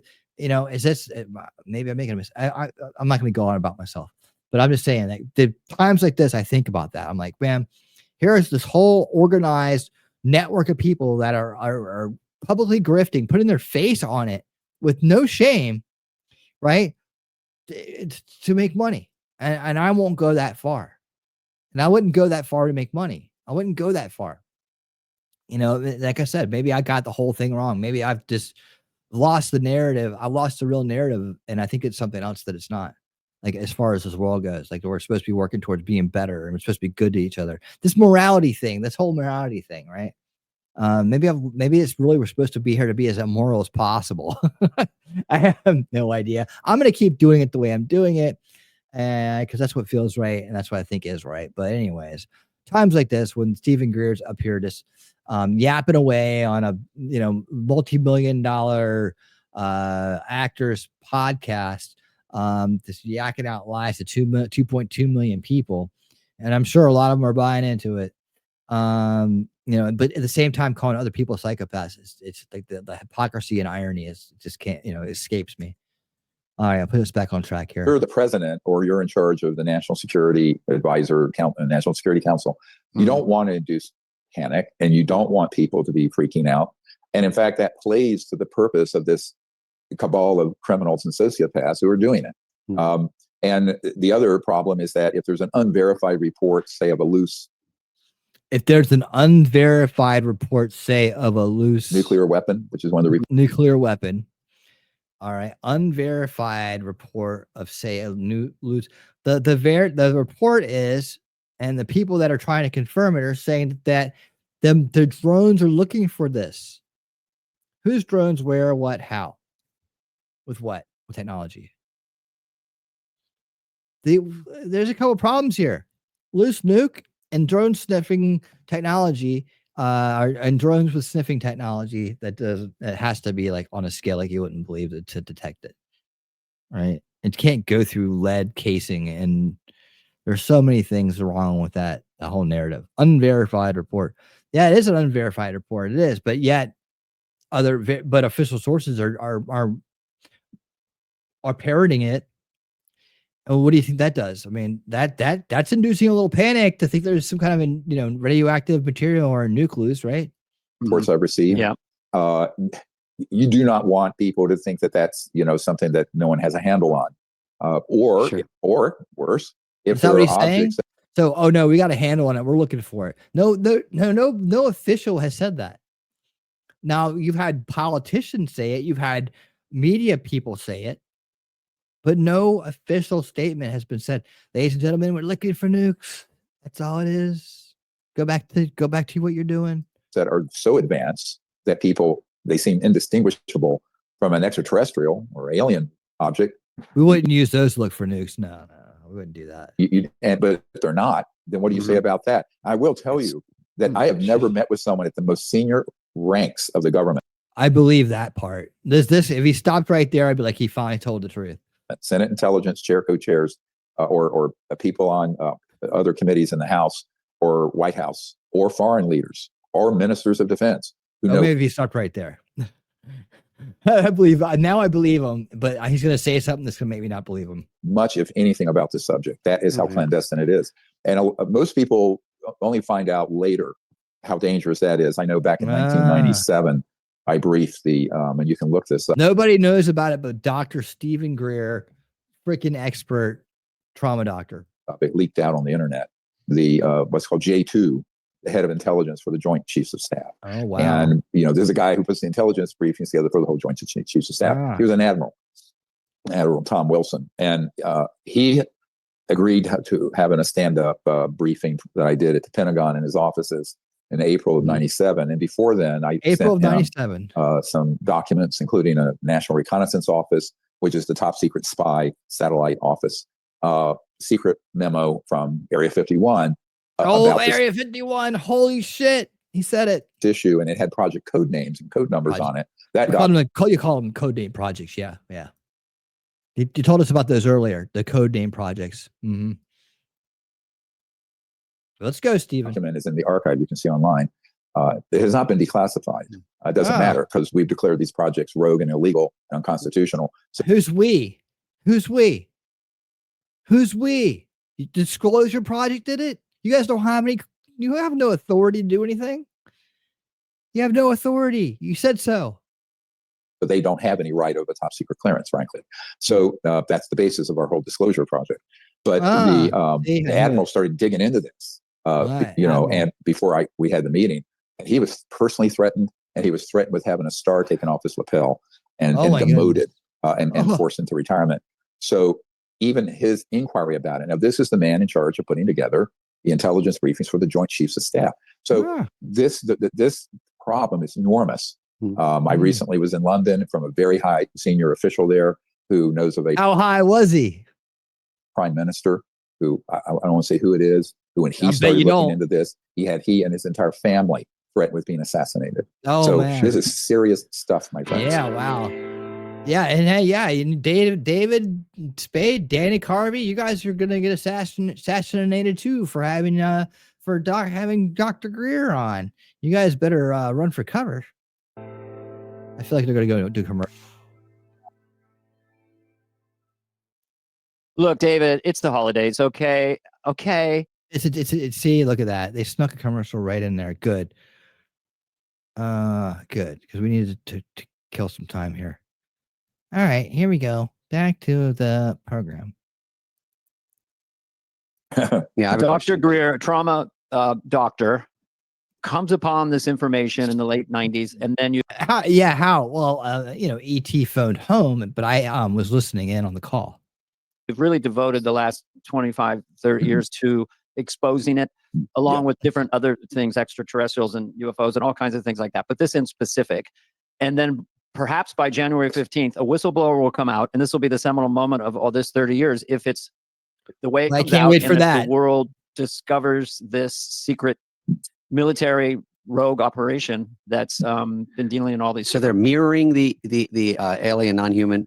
So you can't really tell the difference if people think it's an alien or this is sort of good versus evil. There's good people involved trying to beat the people that have all this information also, and they're a little ahead of the game. Well, let's say the constitutional government of the United States is several thousand years technologically behind this rogue element. That's a real problem. Let's make a note of this fact here. The United States ahead of the game. Well, let's say the constitutional government of the United States is several thousand years technologically behind this rogue element. That's a real. The constitutional government of the United States is several thousand years behind this rogue element. The rogue element within our own borders that is black budgeted and paid for by us. Rogue military corporate. We're thousands of years behind them. Thousands of years behind them. Quote, Dr. Stephen Greer. Thousands of years. Thousands of years. Thousands. That's amazing. Yet they're still just hiding in caves. They're hiding underground. What are they waiting for? Come on, come get us. We're thousands of years behind you. What are you doing? What are you waiting for? Come stake your claim. And you think that you're going to take them out with executive orders and a special group of ex-Green Berets and Delta Force guys? You think that you're going to take them out with the cast of Predator? Last Action Hero? They're thousands of years ahead of us in technology. Okay. Problem. They do not have the technologies of this iPhone versus Lego. Yeah, exactly. I mean, we're talking iPhone versus Lego. But we're going to win because, we're going to take away their accounting department. Smoke. I mean, the world we're living in right now, my friends, is smoke signals. And this organization that's a very transnational have things that are equivalent or beyond the speed of light stuff. So I think that we have to look at this in a very dry-eyed way. I'm not at all hopeless about it. It's a difficult time. I knew it would come to this at some point, and I was very shaken about 19 months ago when two groups of people approached me. He was shaken, not stirred. Mr. Bond. One are these deep, covert illegal operations guys wanting to come forward, and the other is this group that were asked to be stood up to take down these illegal programs. And that happened within about 2 months of each other. And they didn't know each other. And I had put them together in a handshake. The director of that team, that would be the strike team, to get these illegal sites. What? Oh my God. He's Dr. Stephen Greer, Dr. Trauma Doctor is putting together strike teams. He's putting together strike teams. One more. I'm starting to think I might need to do 2 parts of this. Stop. All right. One more time. I got to hear this again. This is so good. These illegal programs. And that happened within about 2 months of each other. Hold on. Wanting to, I was very shaken this in a very dry-eyed way. I'm not at all hopeless about it. It's a difficult time. I knew it would come to this at some point. And I was very shaken about 19 months ago when 2 groups of people approached me. One are these deep. It was 20 months ago, a minute ago. 2 groups now it's 2 groups that have approached him 20 months ago or 19 months ago. Fucking make up your mind, bro. Covert illegal operations guys wanting to come forward, and the other is this group that were asked to be stood up to take down these illegal programs, and that happened. You've been watching this as long. We've been at this for 3 hours. All right, I'm gonna leave it right here. Okay, I think this is a good spot. I'm gonna do part 2 of this, which will be part 4 of the next one. Oh my God. But that could be 3 shows to do, because I literally, if it took me 3 hours to get through 39 or almost 40 minutes of this, and it's an hour and 6, that means I got 26 more minutes to go. I can do another episode. So if you enjoy this content, if you had fun listening to me degrift this dude, all right. And I think it's very educational. I think it can be very helpful to some people. Come back to listen to part 4 and the rest of this, where I will continue to tear this this PsyOp to pieces. And I hope that it helps some people that may have bought into this guy's bullshit, because this is simply phenomenal. And yeah, so this is it. Maybe what I'll do is maybe I'll do part 4 when I come back, and I'll have some guests on. I don't know. I'm having a good time doing it myself. And I just think that maybe even though I could bring on some more comedy aspects, I mean, Shizzy and I did the whole series. I mean, we did a lot of the series together, and that was a good time. And we did roast this guy the first time, I think, together. I'm pretty sure if you check the playlist, you might find that that's one of the shows he was on with me for. So it might be fun to have him, but I think I think that it might take too long with somebody else, because I'm already dragging this shit out, because everything he says is worth commenting on. I mean, it's gold as far as content creation goes, but I feel bad for the people that are involved in this, that believe it, right? Stephen Greer, the grifter, the new age grifter. This shit is amazing. It's captivating. And I'll tell you what, I mean, I'm halfway tempted to keep going, and I'm halfway tempted just to wrap it up, because I feel like if I keep going, it's going to be a 4-hour stream and no one will tune into it. So I'm going to drop it. I'm going to drop it right now. I'll come back and do part 2, and I'm going to figure out when that's going to be. But I guess we're going to do another part of this because it's so damn good. In fact, I had to do 2 parts of the disclosure project because it was so much material to go through and debunk. So anyways, guys, thank you so much for being part of this. Look forward to part 2 of me dissecting the anatomy of a PsyOp, the conspiracy grift from Dr. Stephen Greer, about drones, aliens, dark cabals, 1,000-year alien technology, universal disruption, and freaking crafts that go faster than the speed of light, do time and space, but can't do this. And I don't know, dude, it's mayhem. And this guy is pure mud, and he's pure noise, but he's profiting pretty well off of it. I'm sure he's doing a hell of a lot better than I am. Anyways, I'm gonna get out of here, guys. Thank you so much for being here for this stream this evening. Look forward to part 2 coming at you soon. All right, guys. Continue to have a great holiday season, holiday week. I'll be back with you soon live. But for now, I'm out of here. Make sure you like, share, subscribe, and do all those things. And until next time, stay based and keep on winning. This is a friendship that'll never